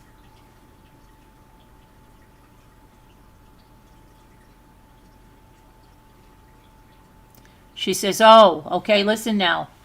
I forgot to tell you. I do have a dog. She is very nice, but she will be in the basement. She will have snacks and stuff down there. And that's what Brendan said. He said that normally her bowls are upstairs, but her bowls were downstairs.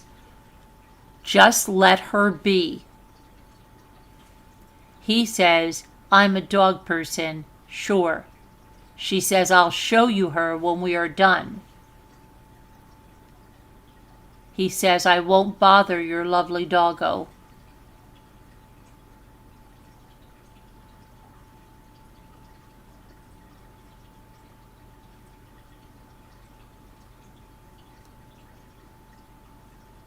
Call me when you want from the start until 10:30.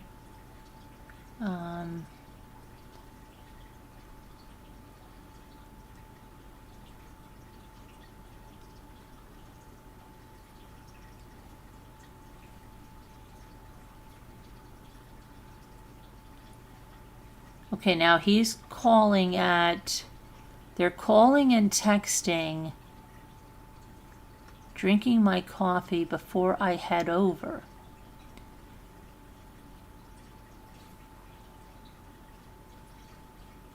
And so there's texting saying, I'm waiting for you, I'm definitely ready.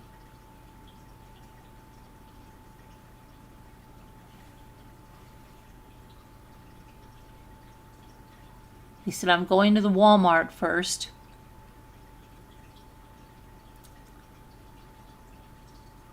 I'll be leaving shortly.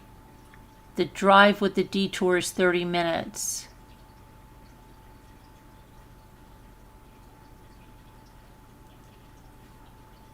Let's see.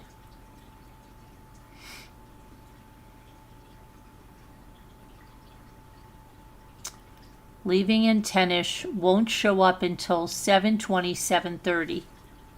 See you soon.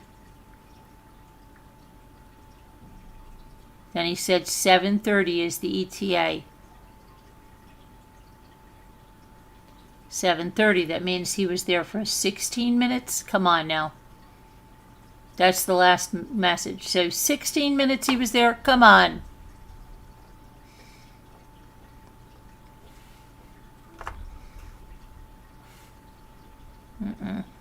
No way. Okay, so that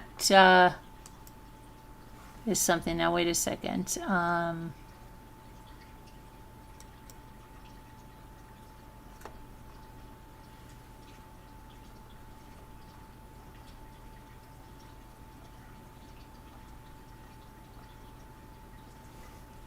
Why we have a picture of this, of their house.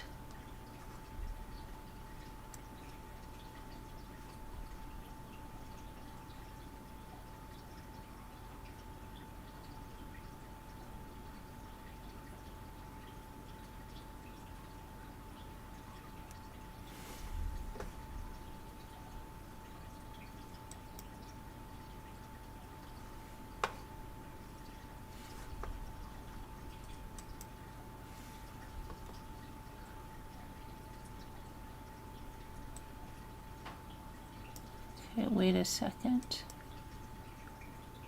All of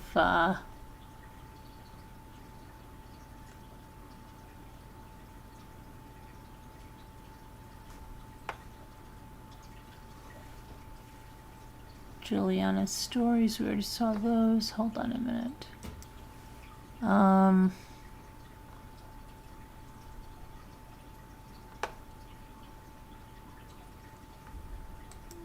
Oh, I gotta look at this telegram information, because when did she tell him which way to go down the hall and that the door would be open? Okay? When was that?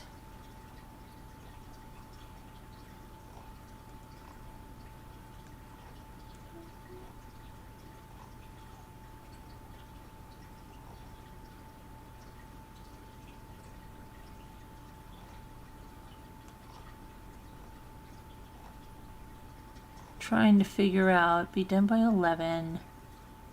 Okay, but where the heck is the thing about telling him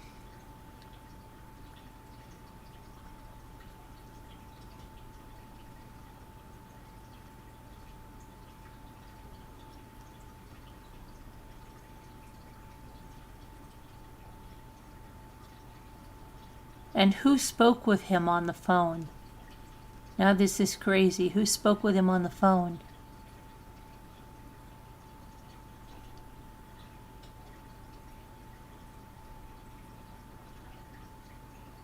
Something's wrong.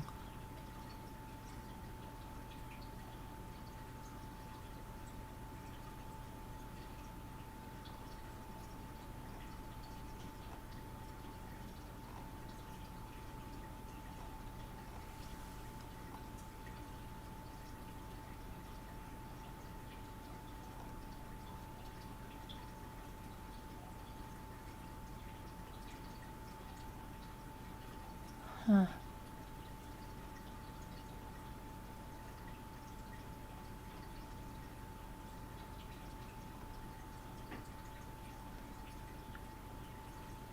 Oh my gosh.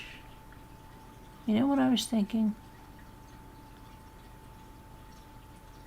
She keeps talking about how short she is. Well, that's what Juliana always said.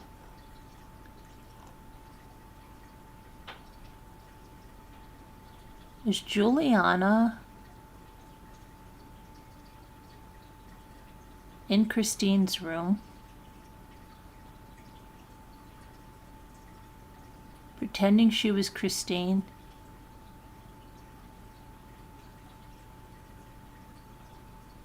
Did they do something with Christine?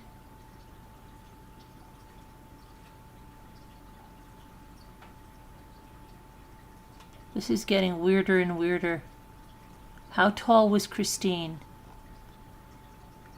Because she's going over and over and talking about how short she is. Now they sent a picture of Christine, but who talked to him on the phone for 41 minutes? If it was Juliana, she would have had an accent. Who spoke to her? Who spoke to him? I'm sorry, this is weirder and weirder.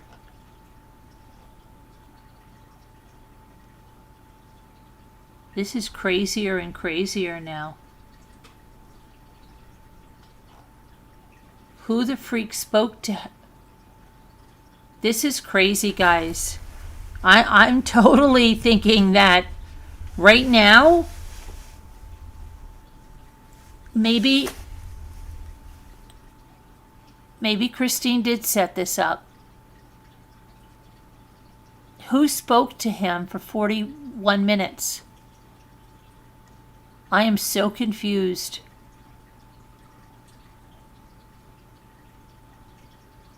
I'm really getting very confused now.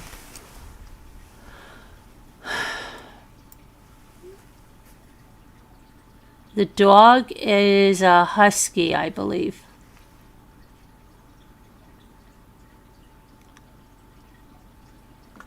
There's voice apps that change your voice, but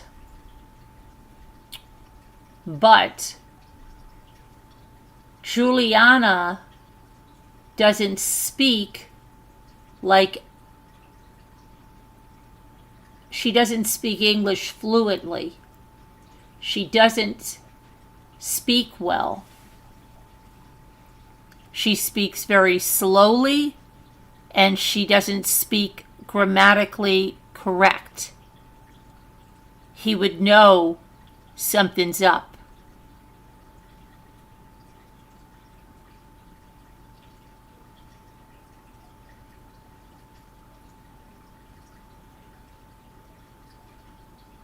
How would they be able to do it that fast?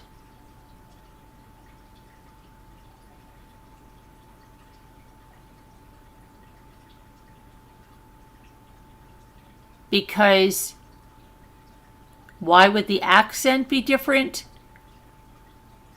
Why would it make a difference? Well, did they say that she had an accent? Because I don't see anything about having an accent. They've been sending pictures of Christine. I don't know.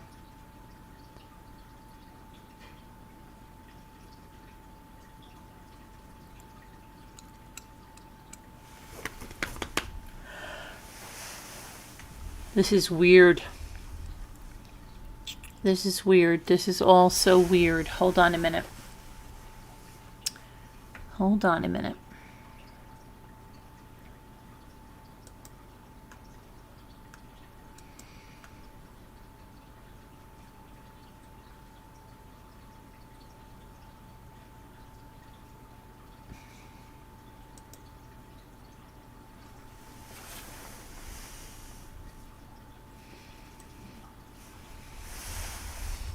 Where's the weird things that he was doing in McDonald's, right? The weird things. Why is this not fully over here?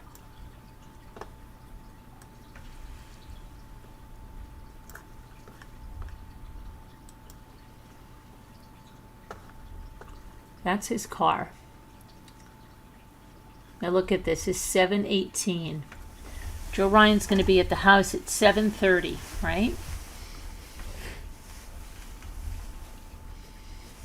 Where's all the houses that have Ring cameras out in his yard? How come there's none of those? Is that why he went in the basement? Oh my gosh, is that why he went in the basement? Because there's his car again. Allegedly, he's doing crazy things because he's trying to get free stuff on the McDonald's. He's murdering his wife, but he's trying to get the free hash brown on the app. Make it make sense. Make it make sense, okay? Forget the free hash brown. Pay for it today. You're murdering your wife. You don't need the stress of trying to get the free hash brown, all right? So crazy.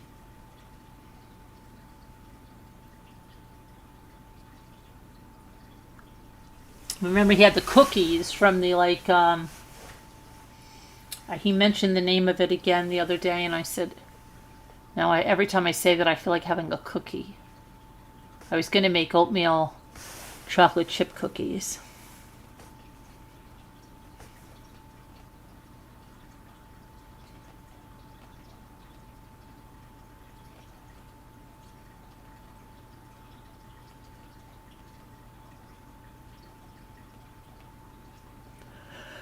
Here he is.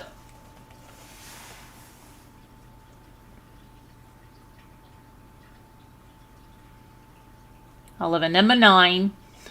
Super size.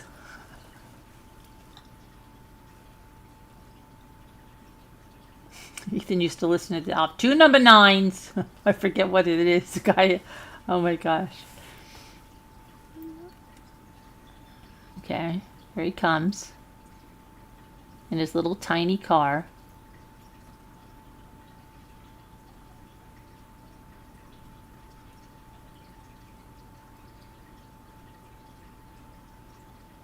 Thank you.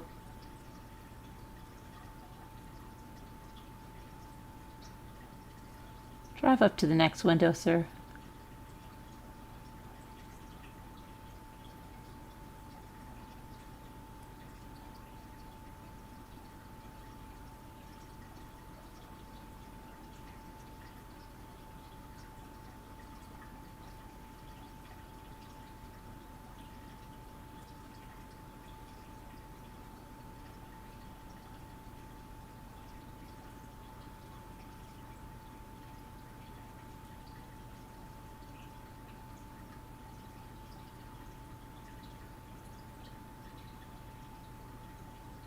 Okay, now watch the window. That's his car right there going around. That was the first let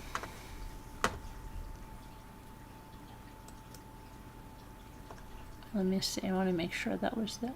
Okay, that was that one. Hang on. And then the second McDonald's is this one.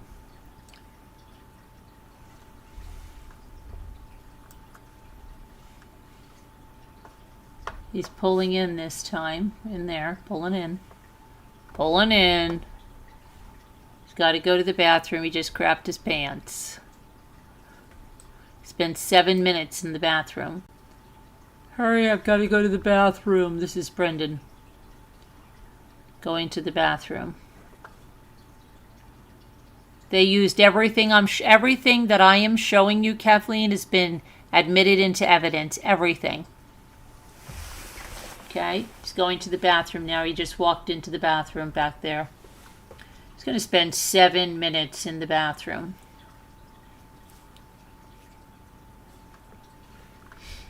Seven minutes, so we can scoot it up. Right, he spends 7 minutes in the bathroom. Let's scoot it up here.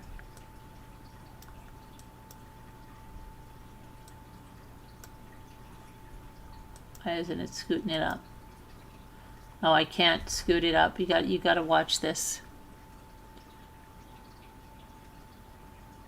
They have good hash browns, Pet Nanny Nancy. I thought you were in the UK, Pet Nanny Nancy. You're not in the UK? Why do I always think you're in the UK? I don't know why.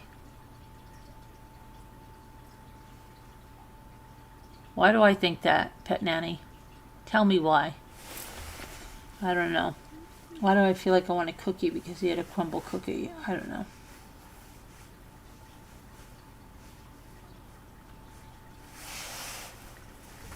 Like, I'd like to talk to some of these people. Like, what the hell was the guy doing in the bathroom for 7 freaking minutes, okay?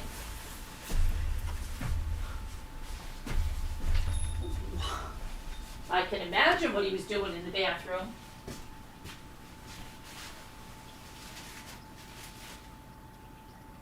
For all those minutes.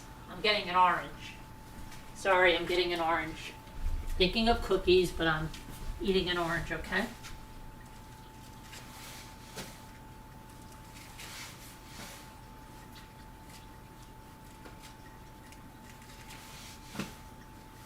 What a bunch of nuts, you know? What a bunch of nuts.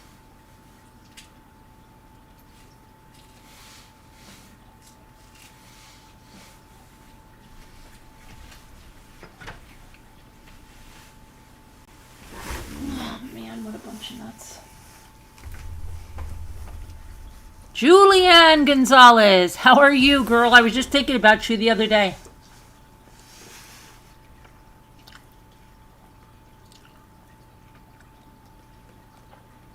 Yes, I know, and I heard that.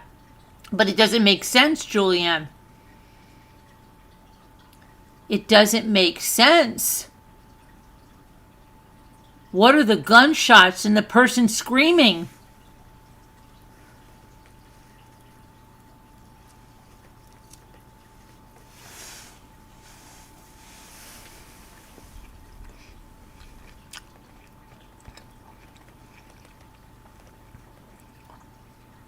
Did you listen to it, Julianne? Why does it sound like 2 gunshots and a person screaming?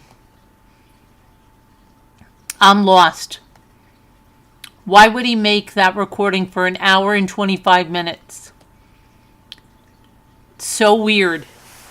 What is at the end of that? Why didn't they ask him, what is this at the end? I don't know.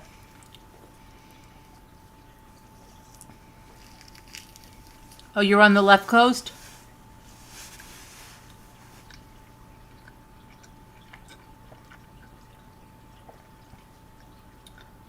I don't know why I thought you were in the UK.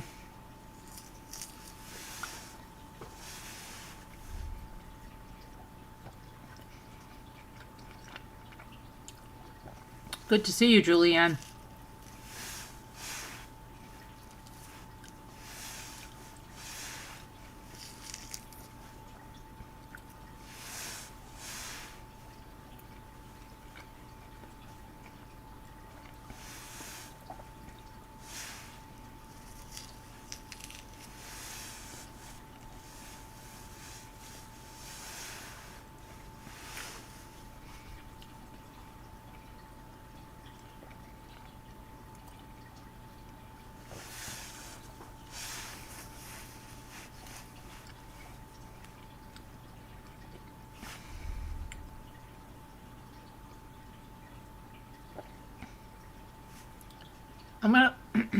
I'm gonna look into that again, because all of this is so weird, Julianne. All of this doesn't make sense. There were so many crazy, crazy things. I need someone to make this make sense to me. If I was on this jury, I would be driving them crazy. I thought one way, and now that I'm looking at this stuff, I'm thinking a completely other way. And the defense admitted a lot of stuff that they didn't go over, like all the letters. Like I said, the jurors were going to have to read all those letters, and they're going to have to listen to that recording. And if I was listening to that recording, I'd say, whoa, How do we know when he made this? Why does it sound like there's 2 gunshots? Why is a woman screaming? There he is. No, that's not him. That looked like him real fast to you with the blue with the jacket. Okay, that's not him. I was going to say that looks weird. That's not him yet. When's he coming out? He'll be coming out soon. He'll be coming out in about a minute. He comes out by 7 minutes or something like that. He's in the bathroom. He's got to wash up. He's had an accident in his pants. He soiled his pants.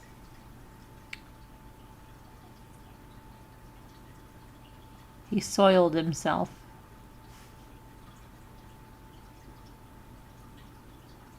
His FetLife commented on this case. Yes, they did.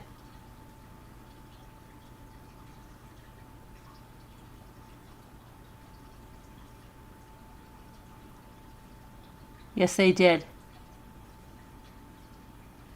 I believe they did.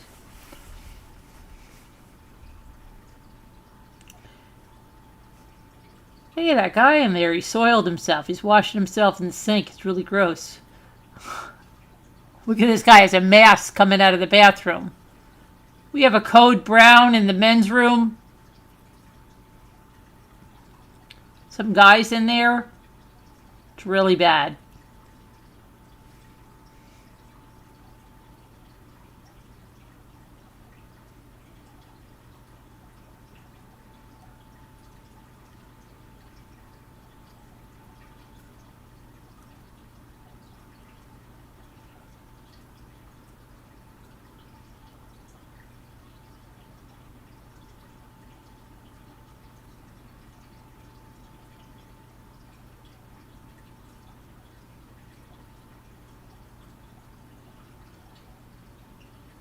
There he is. Here he is. Do do do do do do do. 7:37. 7:37. I thought he made his call at 7:40.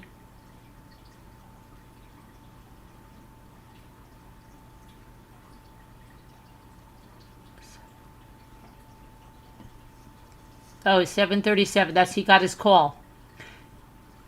Joe Ryan's already been there 7 minutes.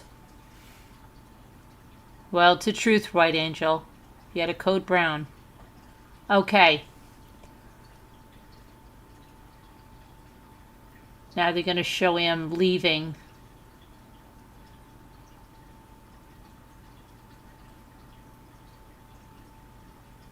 On the street out there, and then he's on his way.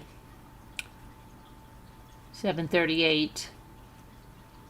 Okay.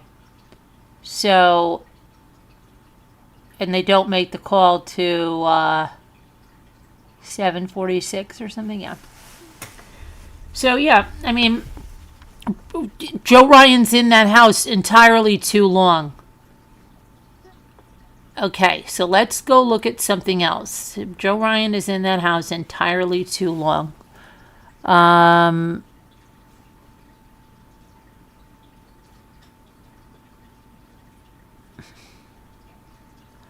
Brendan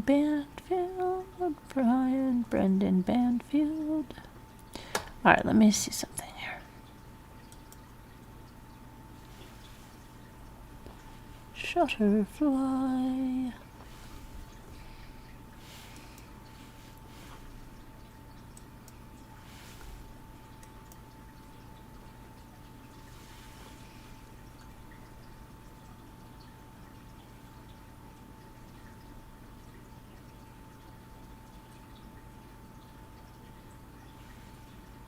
Okay, so here's the kitchen when the police went in there, right? Now,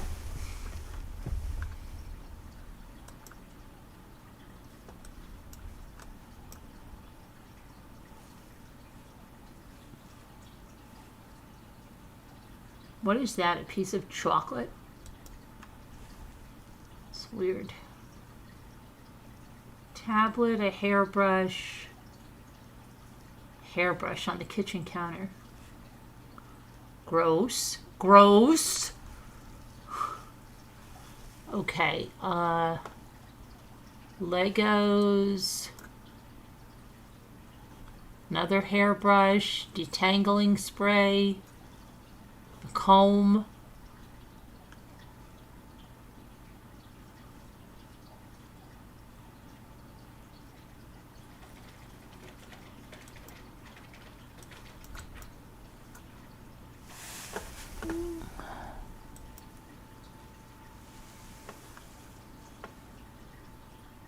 And this right here is the cabinet. This is the drawer where her phone was. They put it over here.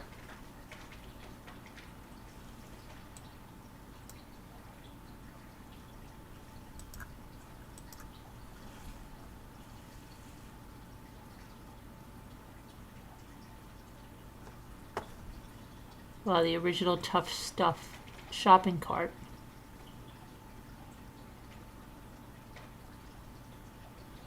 They don't even make that anymore.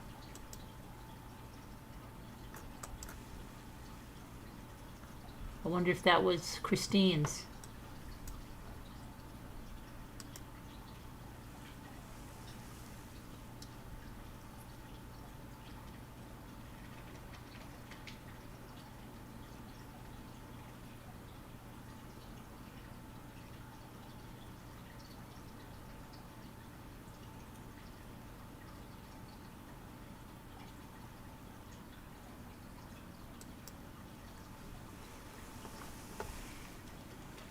Is that down there?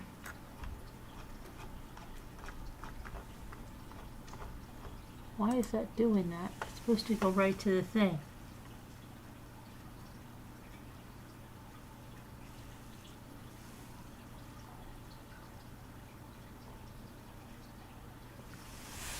All right. So, let me see here. Graph, let's see what that is.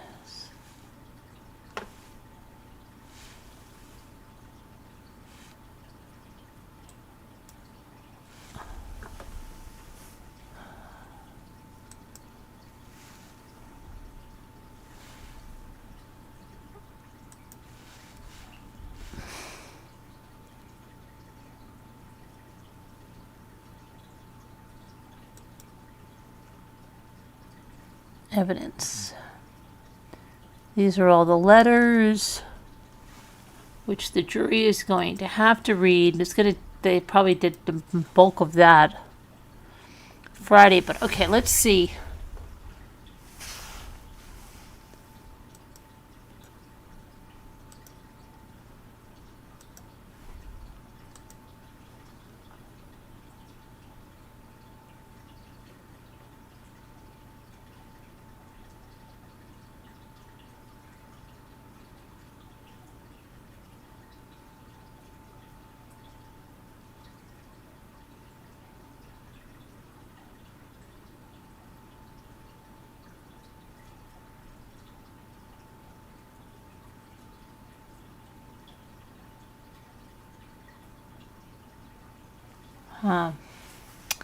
Hold on a second. 7:17, he arrived at McDonald's. He said he pulled out of line because his app isn't pulling up and he doesn't want to hold up the line even though there's nobody behind him. He goes back into the line. He orders, he gets food at 7:18. At 7:21, he departs with the food. He comes back 8 minutes later and parks in the spaces reserved for advanced orders like a selfish POS, somebody says. 7:29 to 7:37, he spends 7 minutes with his phone in the bathroom. 7:38 is the last time his phone is on there. He comes back 8 minutes after getting his phone. He's supposed to be at work for a super important meeting and never calls work. He's guilty and there's a special place in hell for him. Okay, let's see here.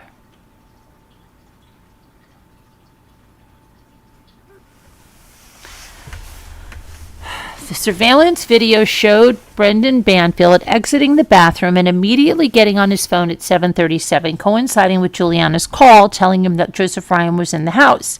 Police testimony revealed that a forensic review of Christine's digital footprints dating back to the mid-2000s showed that she had never so much as visited a porn site, completely undermining Banfield's claims. But we didn't hear that from the police because they didn't bring any police in there, the prosecution, to do that.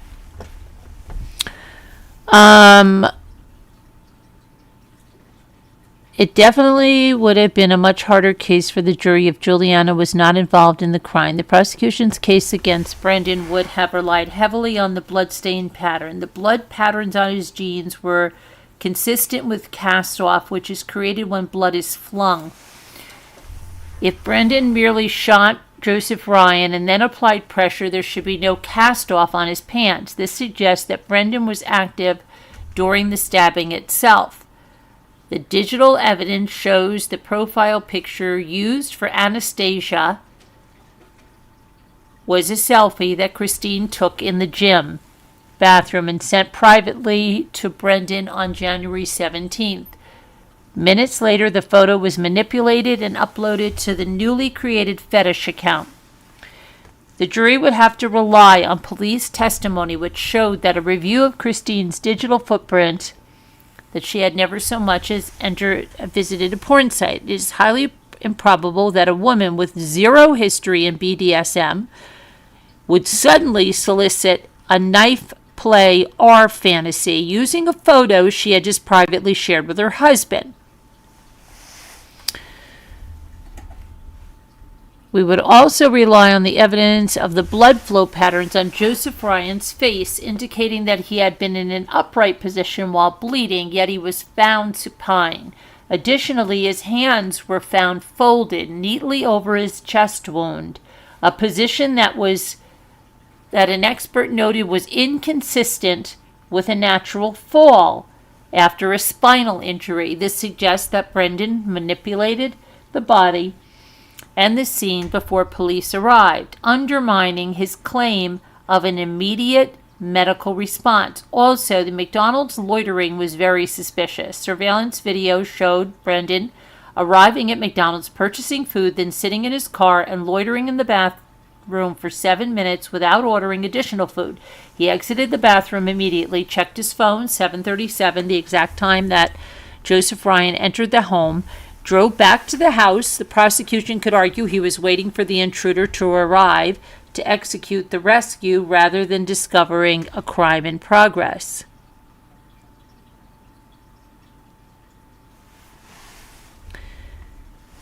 We would still have evidence of the affair. Photo travel records would establish Brendan's desire to be with the au pair, the child's comment at the hotel, and Juliana's move into the bedroom almost immediately after the murder. Okay, somebody said, let's see.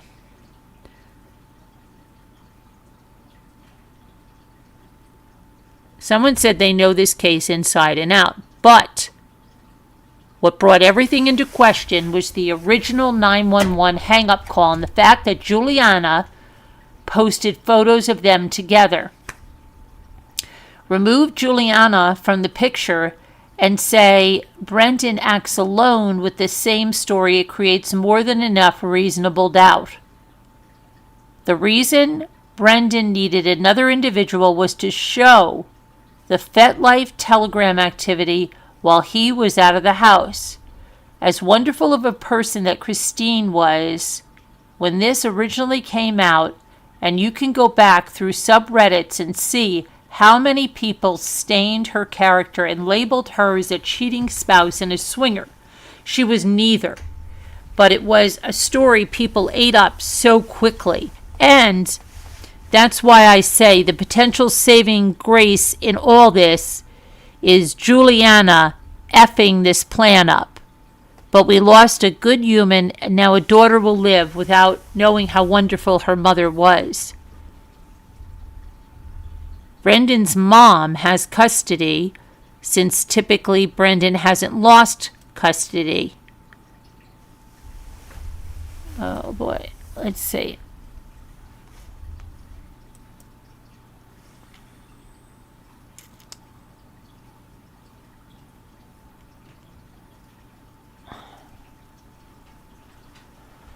Let's see.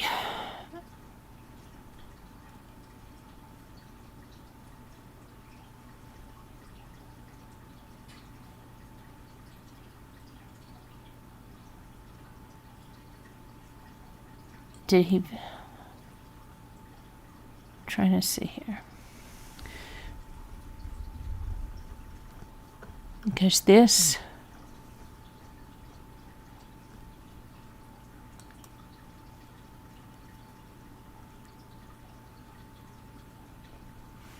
Wait a second.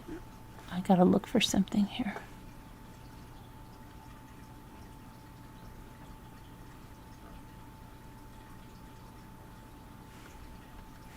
How can I?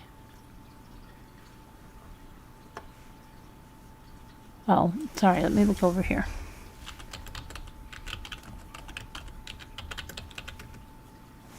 All right. Mother of victim says her son, Brendan Banfield. Brendan says his wife apologized after being fatally stabbed. Jury begins deliberations.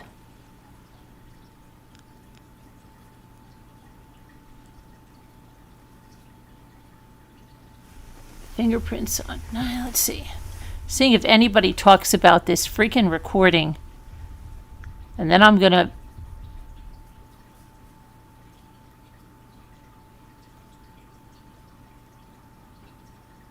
I want to know why the prosecution didn't bring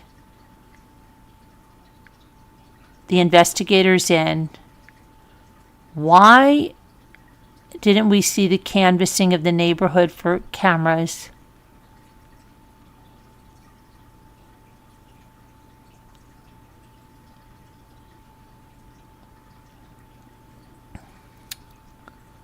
Okay, let me see here.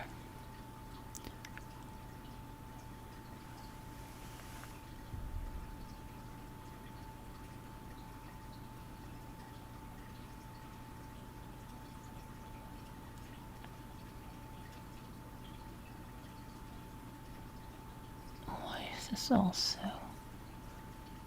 one day ago. Let me see what happens here. Here's the jury, okay? Let's see what's going on.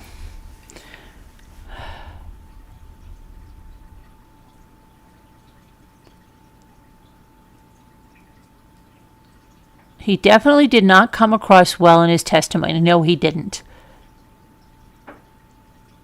But they also watched the body cam, and we showed the body cam, the only one that they're releasing. At one point, he's almost joking with EMS about how he's a government agent. You know, people react differently in high-stress situations, his arrogance. I think when you dissect this case, it will be his own testimony that convicted him.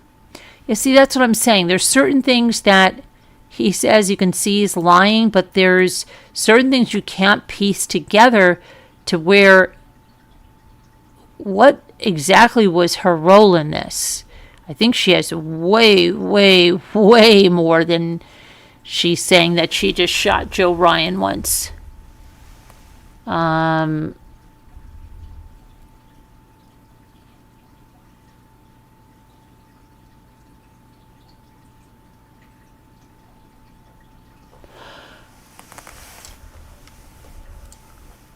right, let me look at something else here.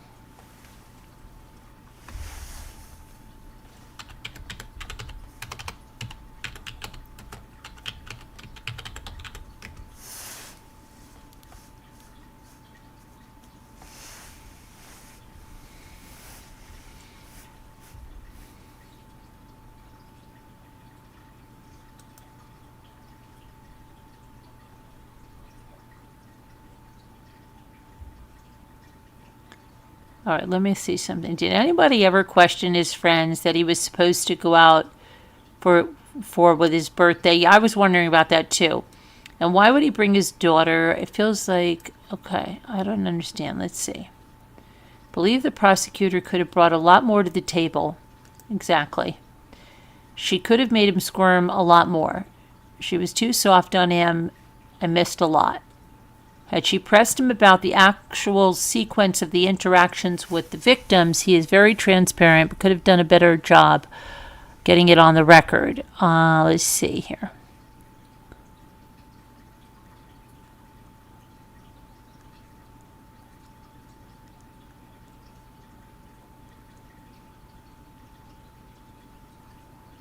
Banfield's testimony portrayed Joe Ryan as an arsonist assaulting Christine. There was nothing to explain that he was only involved in consensual relationships. The prosecutor did nothing to undermine that impression. It's a huge hole in the case. Banfield's testimony creates reasonable doubt. Juliana's testimony was hard to hear. It was hard to understand her because she spoke so softly and mumbled. I hope the prosecutor knows what she's doing. I can understand now why the prosecution waited so long to indict him. I can see reasonable doubt from the jury. Someone said, I think this works both ways. I don't feel the defense did much to show he was some sort of violent arsonist. I don't see it. Has a huge hole in the case, and I think if the prosecution focuses too much on that aspect, that's what the jury might get hung up on, his sex life rather than the big picture. It's almost like it's so bizarre. That's what makes the most sense to me, is exactly what the prosecution says happened. I did not find Brendan to be credible or likable at all, so he can say whatever he wants to. I don't believe him. Okay. Yeah, it's bad enough. His kink is getting blown up, but to take it further, and they're claiming he came there to kill Christine. I haven't even seen a thing about him having a criminal history, so it's essentially been a creepy... So he's essentially become a creepy, murdering P. So upsetting, I can't imagine how his family feels. Okay.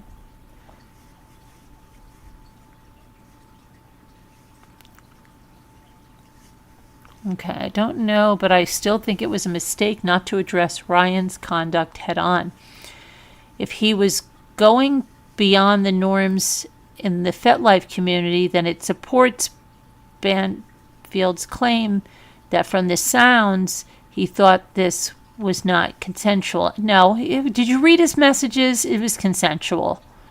Okay. Let's see.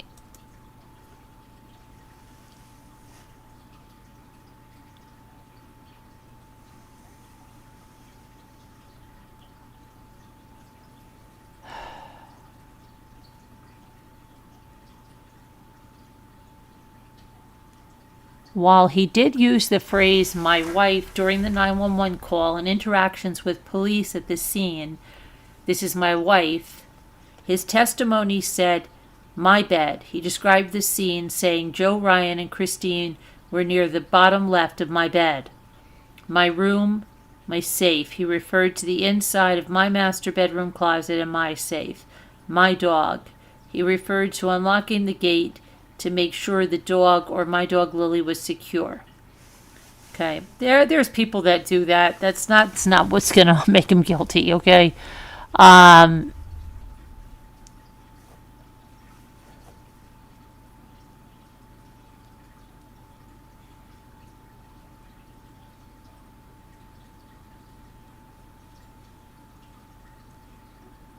of this story makes any sense. Someone said he used plurality on a few occasions throughout his evidence. We rather than I, because according to him, he told Juliana to go to the car. But then says when giving evidence, we went to the back door and changed it quickly to I went to the back door. He definitely did this. As much as the au pair was disgusting for her part in it, why would anyone say they took part in it if they didn't?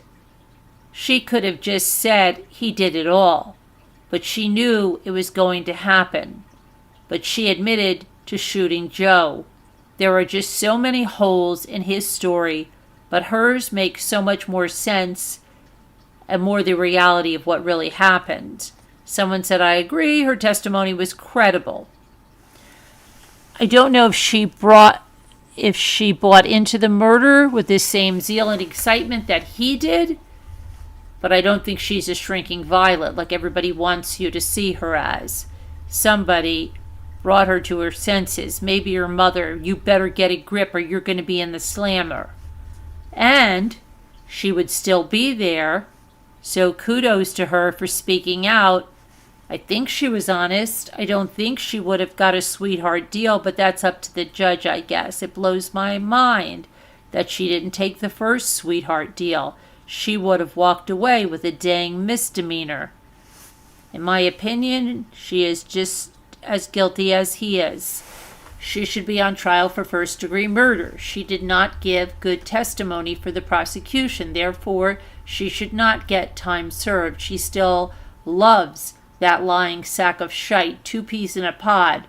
She barely remembered anything, and any emotion, not really any, was so fake. Okay. People believe that. Oh yeah, her testimony was hurting my ears. I think I was cleaning, and after a while, I just kept yelling, "Oh, come on, biatch." And towards the end of her testimony, she had the audacity to catch a freaking attitude. Yeah, that was crazy. Well, I'm just not going to do it. Okay. Let's see. Her testimony was dull and monotonous, which made her come off as dense. But once her attitude started slipping through, yeah, that's what I'm saying. She's not. It's all an act. She's a shrewd cookie. Okay.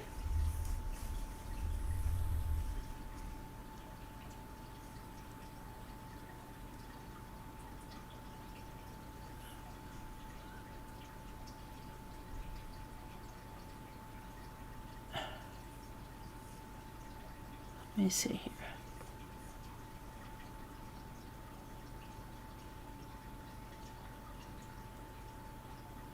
Before he took the stand, I was on the fence. After hearing his story, I'm 100% guilty. The way he blamed Juliana for everything, she followed him to the gun range. She watched him put in his door code. She followed him up the stairs. The whole conversation while Christine was being stabbed. Him putting his finger in the wound, but not using towels. The way he described the noises he heard as sharp. None of it was believable.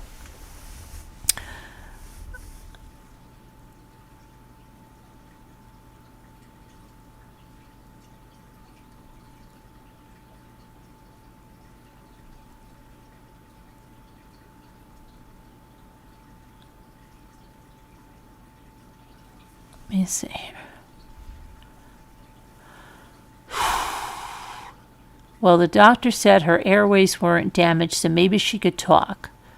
She was close to death. I really doubt her words would be to apologize to Brandon and say she loved him. My goodness.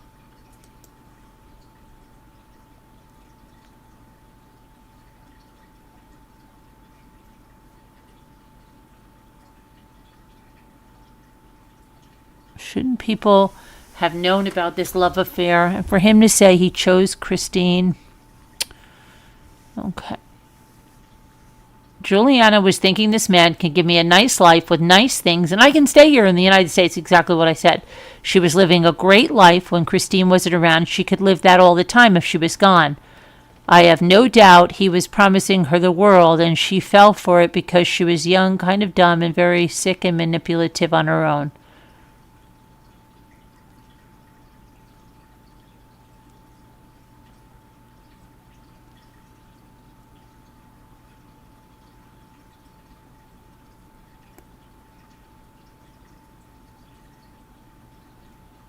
Don't know why the jury is taking so long. Let's see. I don't know how Telegram works, but Juliana testified that she and Brendan used Christine's cell phone to set up the Telegram because it sent a code to Christine's phone. Wouldn't the number used to set up the account be the same number that messages were sent to?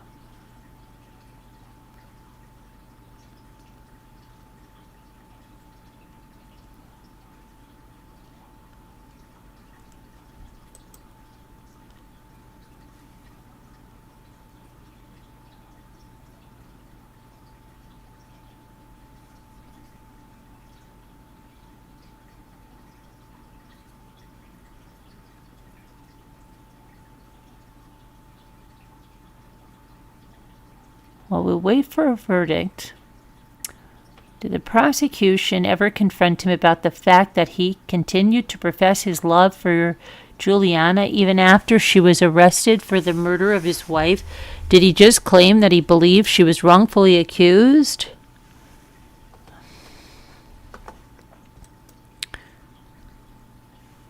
Who was his second affair with? I got the part of Danielle, the sugar baby.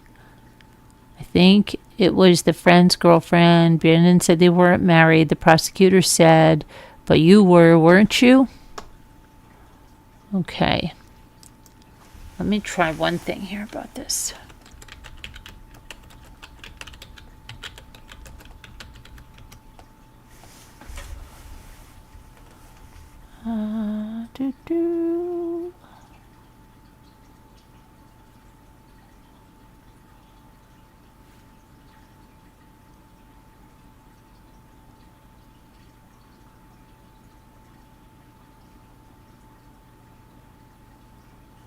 Here, someone's got questions here. Do the bloodstains patterns on Joe Ryan line up with what he is accused of if he was stabbing Christine? Are there bloodstain patterns on his face and clothing that corroborate? When Brandon shot Joe in the head, are there bloodstain and bullet analysis that line up with the shot showing where Joe was? Did anyone ask Juliana what the conversation was that she had to cover her ears while Brendan stabbed his wife? Was Juliana aware that the police were set to charge her on immigration fraud if she didn't cooperate? If Brendan is found not guilty, does Juliana still have to serve time? No, she doesn't. She doesn't have it. Oh my gosh.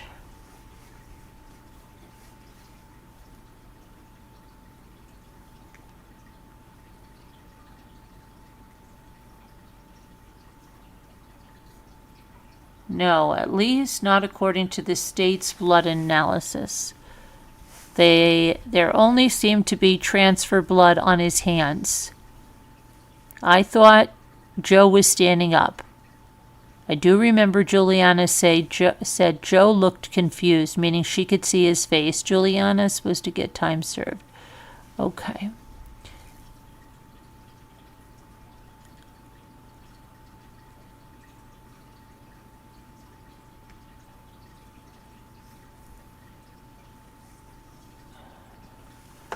I don't know about that.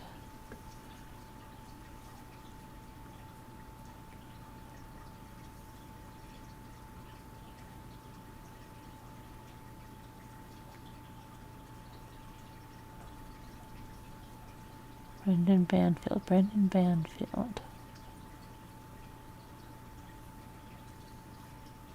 Okay, let me see something here.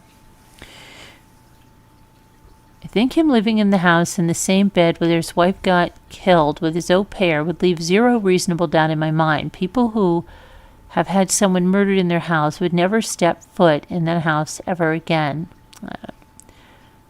Let's see.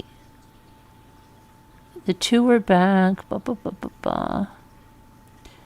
I also forgot Valerie called Juliana mom the next day to be a fly on the wall that night after the murder, when both Juliana and Brandon thought they planned the perfect murder and got away with it. Brendan is awful. You can see it in the emails with Juliana and her emails to her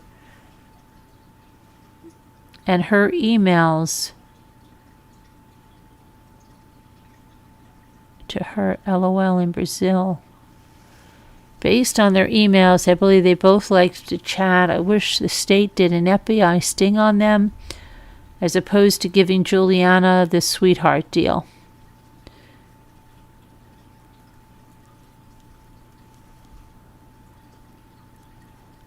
Okay. Thought it was interesting when the defense was giving the closing and speculated that Joe Ryan ended up killing her because he was afraid, after being confronted by an officer, that he would go to prison for life. So he decides to kill her to make it out of the room. I'm still scratching what? It's also one of the few times that his and Juliana's testimony were identical. His step-by-step dissertation aggravated me. Most people wouldn't remember how many steps they took or that he hugged the wall while carrying his loaded weapon. Someone could say he had training. Maybe he could have been exact, but she was a 21-year-old playing house with a man who could almost be her father. There is no way that she could remember as much as she did when they were talking to her outside.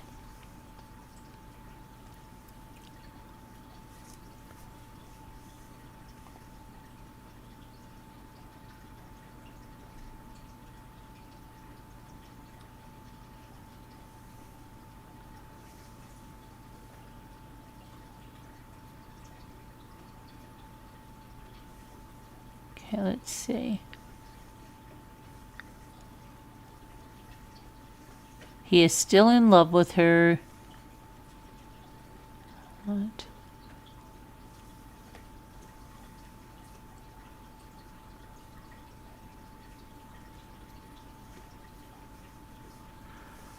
I think he's 100% guilty, but I would presume it's because of reasonable doubt. I was watching some stuff about whether you would have pause sending your kid into surgery with a 1% chance of death. If you would answer that you might pause and not be 100% about that, that equals reasonable doubt. Now, personally, I don't think that's a good analogy, but the point is, if it's 1%, it's still doubt.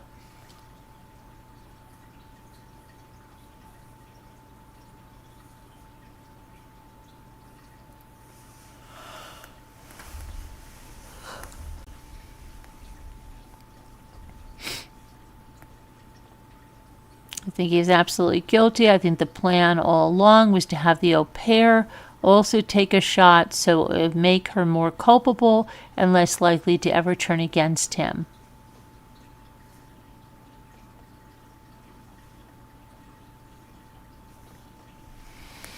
I don't know, guys. I'm going to look about that, what the defense said about that recording.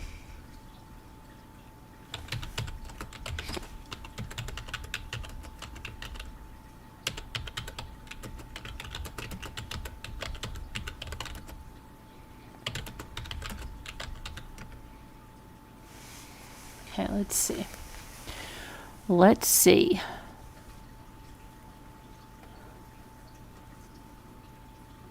All right, hold on a minute. Now listen.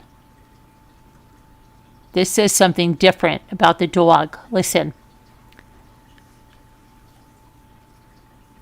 On the day of the murders, Megalize, the nanny, called 911 at least 3 times, hanging up twice before reporting the emergency on the 3rd call. Brendan then spoke into the phone and said he had shot a man because the man stabbed his wife. Authorities soon arrived and found that Ryan had been fatally shot and Christine suffered from stab wounds. She was taken to the hospital where she died. Christine was still alive. The story that Megalize told police raised suspicion. Okay, prosecutors say the two schemed to kill Christine by luring a man to the house to play out this fantasy. Ryan accepted the invitation, thinking he was meeting Christine for violent play, and brought a knife and restraints.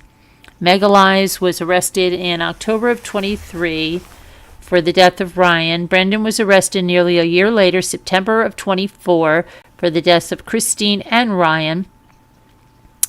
The following month, Megalize pled guilty to manslaughter and the death of Ryan. She said the plan was masterminded by Brendan to avoid a divorce. Now, hold on. Brendan made some stunning disclosures to the jury during a second straight day on the witness stand. He said that he returned home from McDonald's after receiving a call from Juliana Peralta and believed he would encounter the man with whom Christine was having an affair. And when the sounds of intimacy sounded more painful than pleasurable, he drew his service weapon and went upstairs, where he found his wife naked on all fours and Joseph Ryan kneeling behind her. He announced he was police, to which Ryan told him to drop the gun. He said Ryan had a knife to Christine's neck, which was partially obscured by her hair. Christine warned him, Ryan has a knife. And when he told him to drop the knife, he told me that she was his. She gave herself to me. He said he fired on Ryan. When it appeared, he made a forceful stab at Christine. Well, first, you can't stab with it. This knife has a rounded thing. It doesn't have a stab. You actually have to go down like you're slicing something. He told me that she was hers. Okay, yeah. He said he knelt next to Christine. Oh, he said he fired on Ryan. And then, let's see, to rotate and fall on his stomach. Causing him to rotate and fall.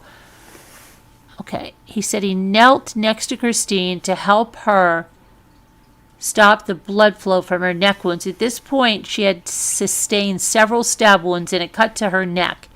Yet she was able to move her hand over his and tell him she was sorry and that she loved him. He said he was focused on rendering aid to Christine and could not call 911 and told Megalize to call. He said he did not realize that she hadn't and did not notice that Ryan, who had struck him from behind, caused Megalize to shoot him. He testified that he had never heard of FetLife before this happened and was unaware of Christine's activity on FetLife, though he was aware that Christine was interested in BDSM after seeing bruises all over her body, including her buttocks. Yeah, okay, sure.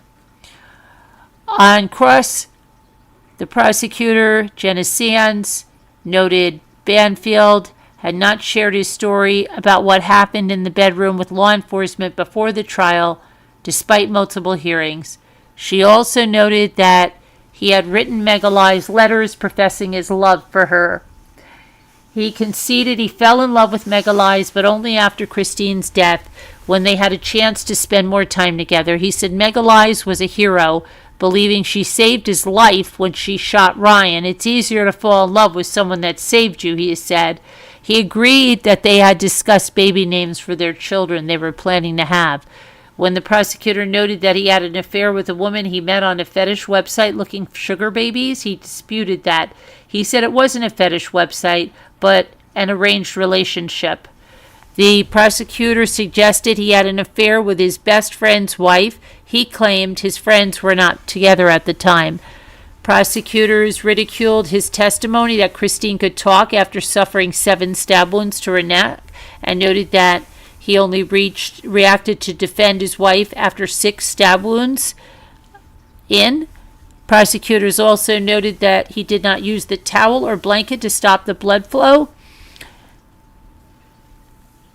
Evidence closed in the case after both sides rested. The defense rested after calling in a video audio forensic analyst who compared the groaning sounds heard on a 911 call to the sounds made by Banfield's dog. Nick Barrero testified the sound of the groaning dog on the 911 call was consistent with the sounds made by his dog. The Commonwealth called 2 rebuttal witnesses. A detective testified the groaning on the 911 call was made by a human, and a new witness who came forward after the first day of Banfield's testimony. Banfield's supervisor, Thomas Patrick Smith, testified there was no meeting planned on February 24th when Banfield said he had to leave work early to prepare for a meeting. Defense made its second motion to dismiss based on co-defendant's testimony, arguing Juliana Megalize's testimony is unreliable and untrue. The judge denied the motion. Case will go to deliberations. Now, I'm still not hearing who made that video yet. Okay, hang on. So,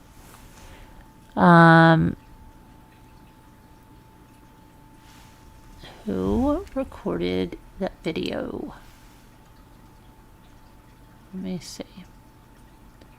Megalize.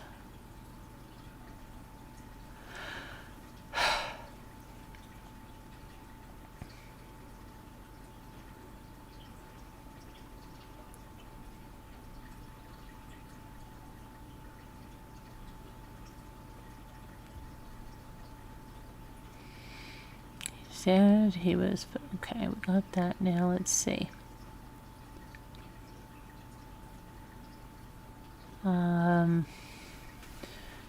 Okay. Brendan said he denied using any of his wife's devices in a scheme to set her up for a catfish ambush with Joseph Ryan on the day she was killed. He said he has no reason to use Christine's laptop because he has his own work laptop and cell phones. He admitted to having an affair with the au pair after she came on to him while Christine and their daughter were out of town. After they began their affair, he told Mega Lies that he has had multiple affairs and has no intention of leaving his wife. He claimed Christine had her own extramarital relationships and that she was aware of his previous infidelities but did not know about his relationship with Mega Lies. He told jurors that he loved his wife and wanted to stay in his marriage. He claimed he practiced shooting at Silver Eagle to qualify for his certifications as a law enforcement officer with the IRS. Mega Lies tagged along so they could spend time together outside of the house. The defense's forensic digital expert, Harry Lidsky, said he found no gaps in the usage of Christine's devices that would present an opportunity to misuse them to conduct the catfishing plot, as alleged by the prosecutors. He testified that the FetLife activity was happening contemporaneously with activity on Christine's personal Gmail account, and the activity transitioned back and forth between accounts within seconds or minutes, leaving him to conclude Christine's devices were always within her control. Concluded his testimony by opining that based on the analysis of the data, Brendan Banfield's devices were not in the house when the FetLife account was created or when it was active. On cross, the defense expert agreed that while Banfield's devices were out of the house, Mega Lies was home and could have gone on the FetLife account or the app that was being used to chat with Joseph Ryan. On cross, the prosecutor noted that there was no activity on FetLife when Banfield and Mega Lies were away on weekend trips. Okay, that's a good one. I wanted to know about when Christine was at work. If Christine was allegedly on there when she was at work from the house. She also noted that there were two distinct themes of activity taking place. FetLife activity on the laptop, while on her phone, evidence of shopping and vacation research and other benign activity. Yeah, who got on the phone, though?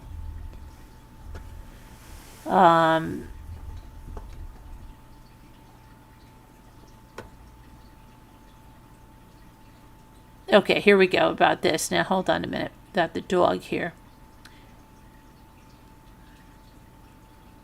The defense also called Nick Barrero, a forensic audio-visual expert, who was asked to analyze the 911 call and audio from Lily, the Banfield's dog. The focus of his analysis is the 1.5 seconds in which the Commonwealth contends Joseph Ryan is groaning. The defense is expected to argue that it's the sound of a dog, not Ryan. The prosecutor challenged the lack of foundation for the dog exemplar used by Barrero, so he did not complete his testimony and will return to the witness stand. The dog bark was recorded by Banfield's mother. Okay, now they're saying that recording was made by Banfield's mother, who has been excluded from the courtroom as she's in the government's witness list. Wait a second. That was from Banfield's mother? I want to hear more. When was that recorded? Why are there gunshots?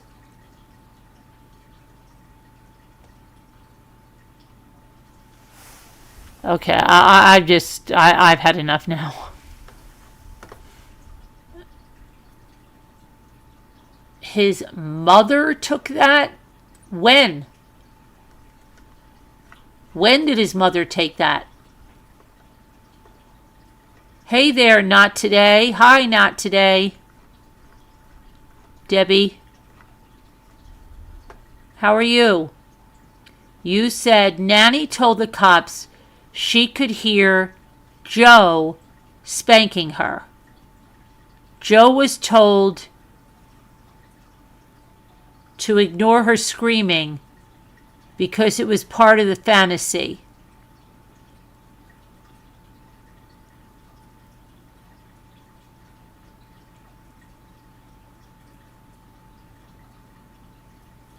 Yeah, but what about the... Hi, UHP. I'm not sure what the issue with the jury is. Husband shot him with his gun, and she shot with her gun.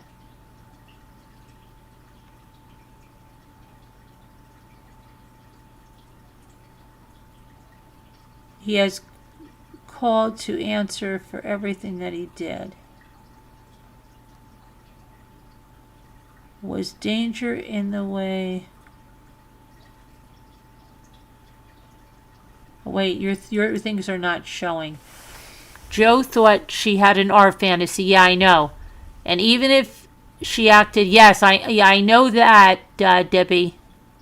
Not today. But I'm confused about this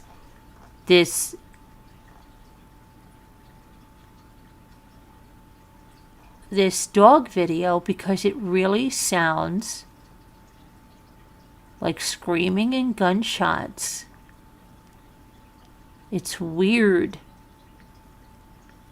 Really, really weird. And the dog is moaning really strangely. Where did they get this recording from? Let me look at something else now. Hang on. Brendan. What time is it? I'm getting... Oh, it's only 3:33. See? Something made me look at that. 3:33. And that's the second time that's happened to me today. The second time. This afternoon, it stood out for me on something, and now the second time. Okay. Brendan Banfield's mother recorded Lily moaning. Let's see. Brendan Banfield. Brendan Banfield.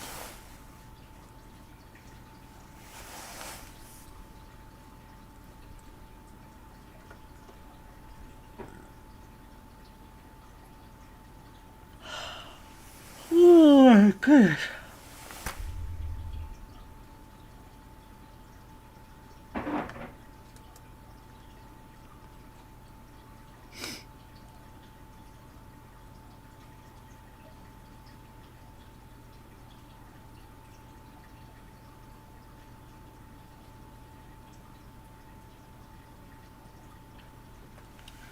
How come I can't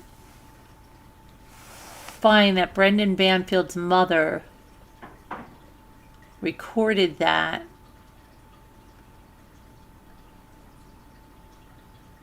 only on one?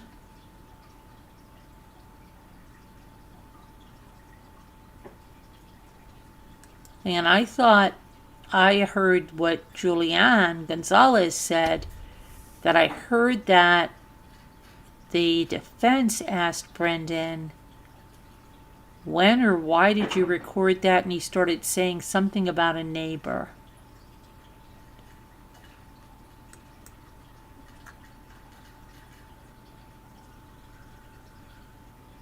What the heck?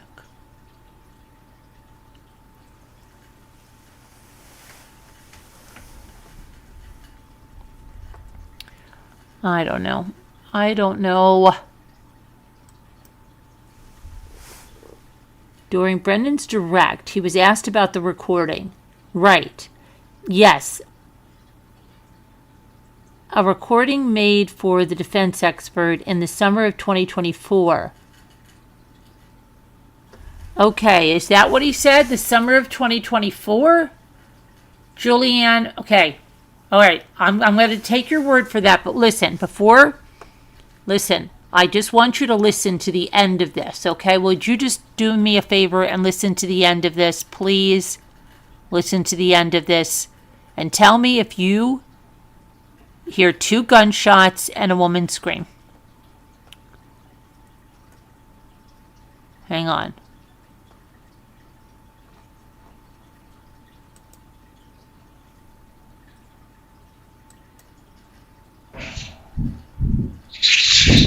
Oh, that's not the one I want. Hold on. I've got to get my own here. Sorry.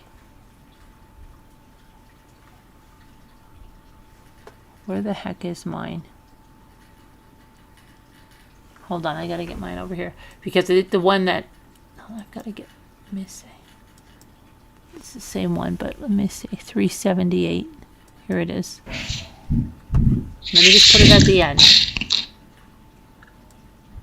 Now, if they were recording it for that, wouldn't you be like, this is Brendan Banfield, 8/13/2024, recording of Lily, right? So this is weird, okay? So there's nothing like that. Now listen. I'm going to speed it up.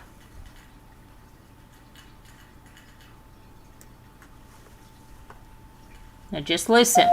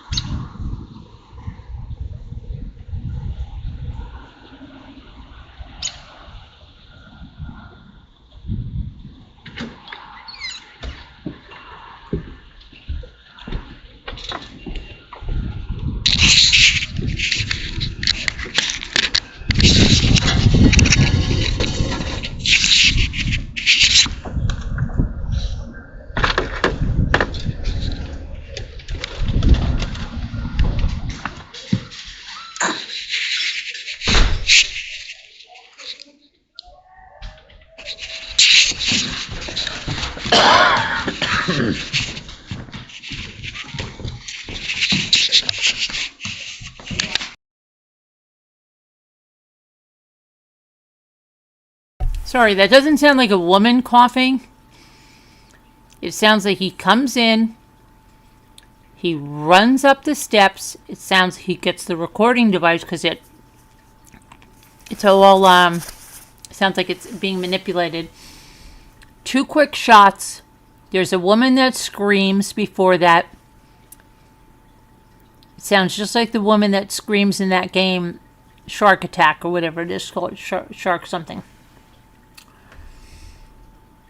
2 quick shots. He comes down, and then it's weird. It's really weird. Did you hear the shots? I'll put it way up to the end. He walks in.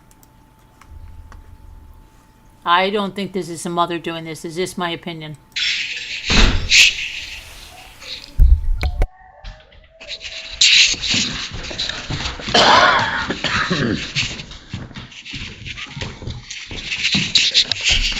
I went back too far.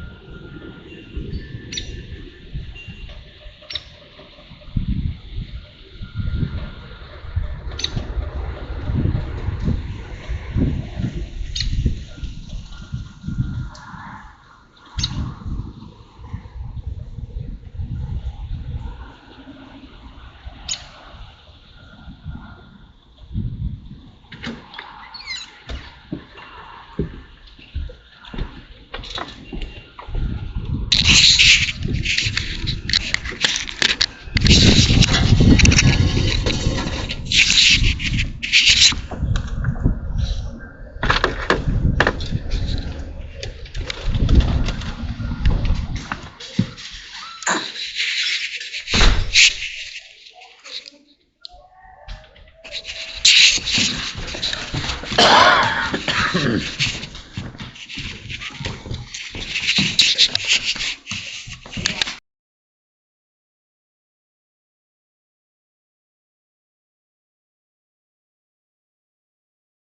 what do you think?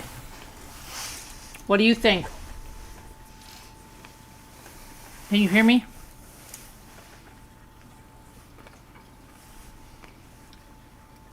What do you think? Do you think the end is weird?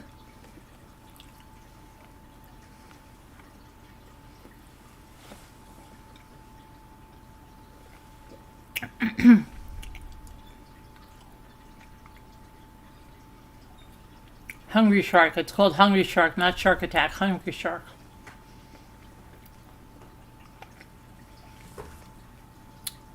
Is anybody out there? Yeah, it cuts right off after the cough, but you didn't hear the scream before that? You didn't hear the scream? And the two what sounds like gunshots? I don't know, Juliana. Julianne. Oh, gosh, please. I don't know. I hear them. I hear gunshots. And that is a man's cough. Yeah, I don't know. I'm confused on that. I need some, I need to see where they got that. They have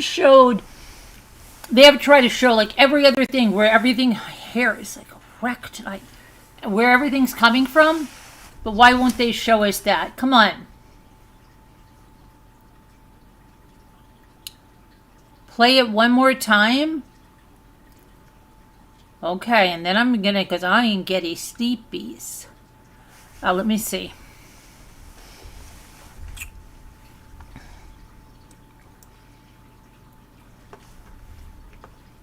Then we got to play our new Rambler song while we do our word cookie, because Julianne didn't hear our new Rambler song. Okay, and then I have an outro. I have a bunch of new Rambler songs. Okay, let me see. Where did I put that now? One more time. Oh, let's see. Defense 378.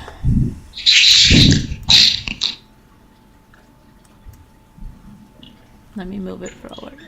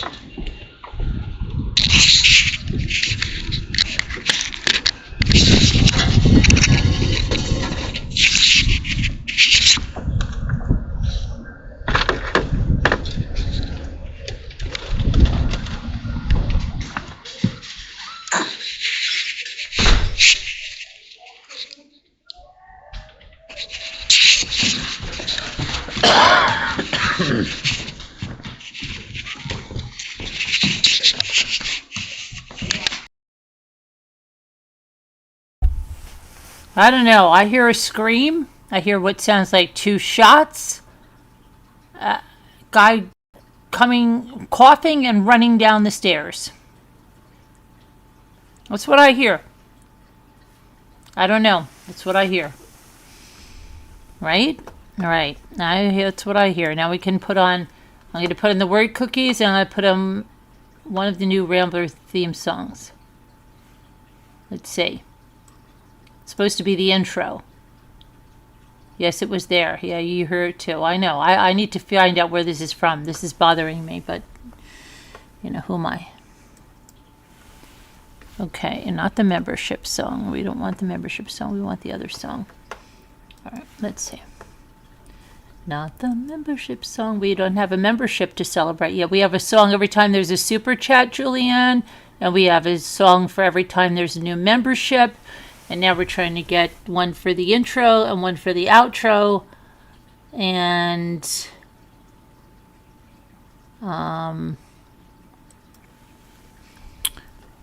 is this the new one? Yeah, no. Is this the new one? Let me see. I have to go back and see which one it is. Because there's a bunch of them. Mommy Ramblings. Theme song. I think it's this one.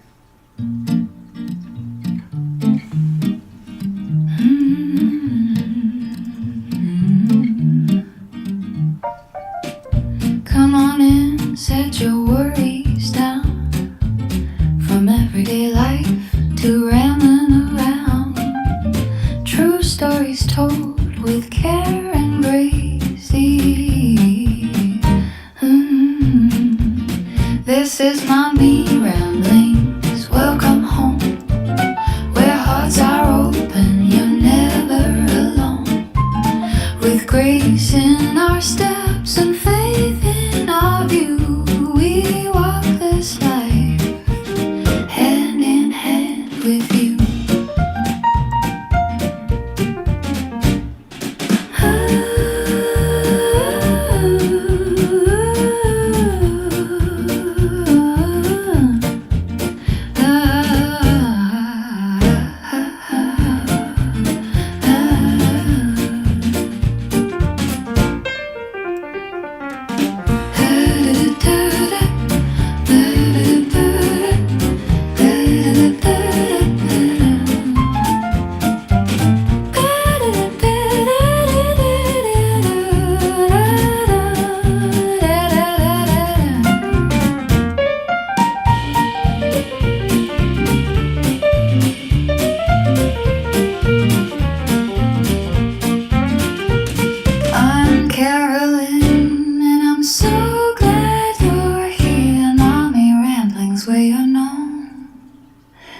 You're welcome and you belong.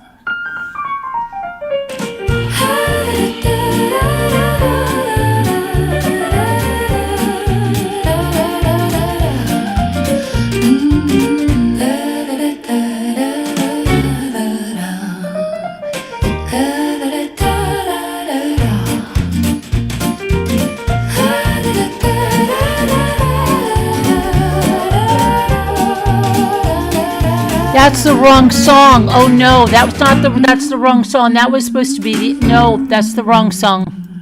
I knew it didn't sound right. That was one that was supposed to be used for the intro, but they made it too long. Sorry, that was the wrong song. I'm so sorry. You listened to the wrong song. This was the one. Sorry.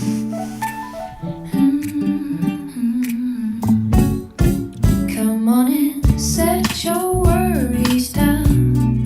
From everyday life to rambling around.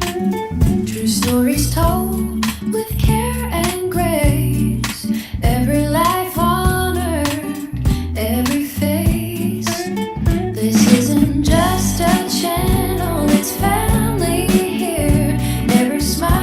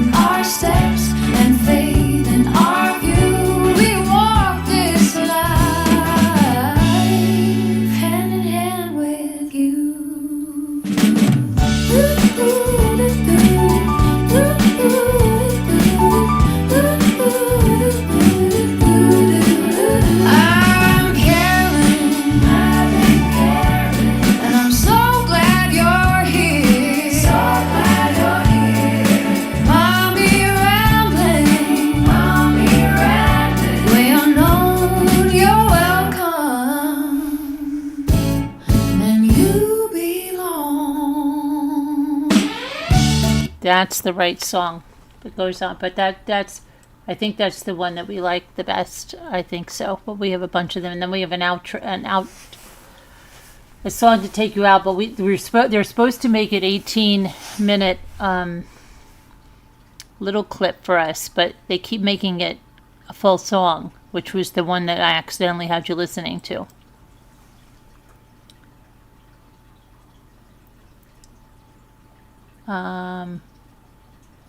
What made me come up? What do you mean?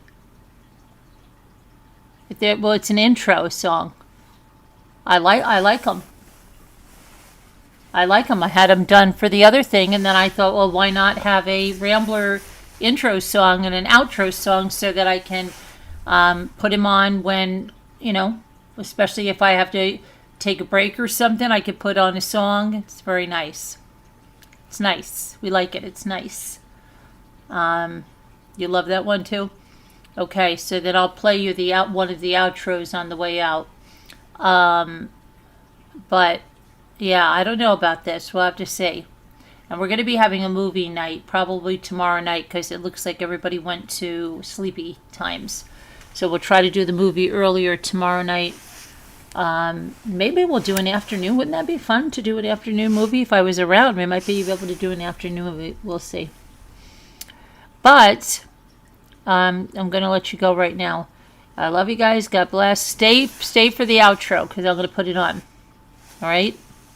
Let me put it on. God bless. Prayers for all that need them. Good to see you, Julian. Good to see you, Debbie. Not today, and everybody that came. Haven't had a nice discussion. I don't know what's going to happen here, but we'll see. If you're listening on the replay and you have any ideas, please put them in the comments. But let me get the other song here, the outro. Let's see, one of the outros. They gave me a couple. I've got to figure out which ones. Let's see. Outro. Let me see. Okay, there's only two. Okay, I said this one. Okay. Good night, everybody. Love you. Stay for the song.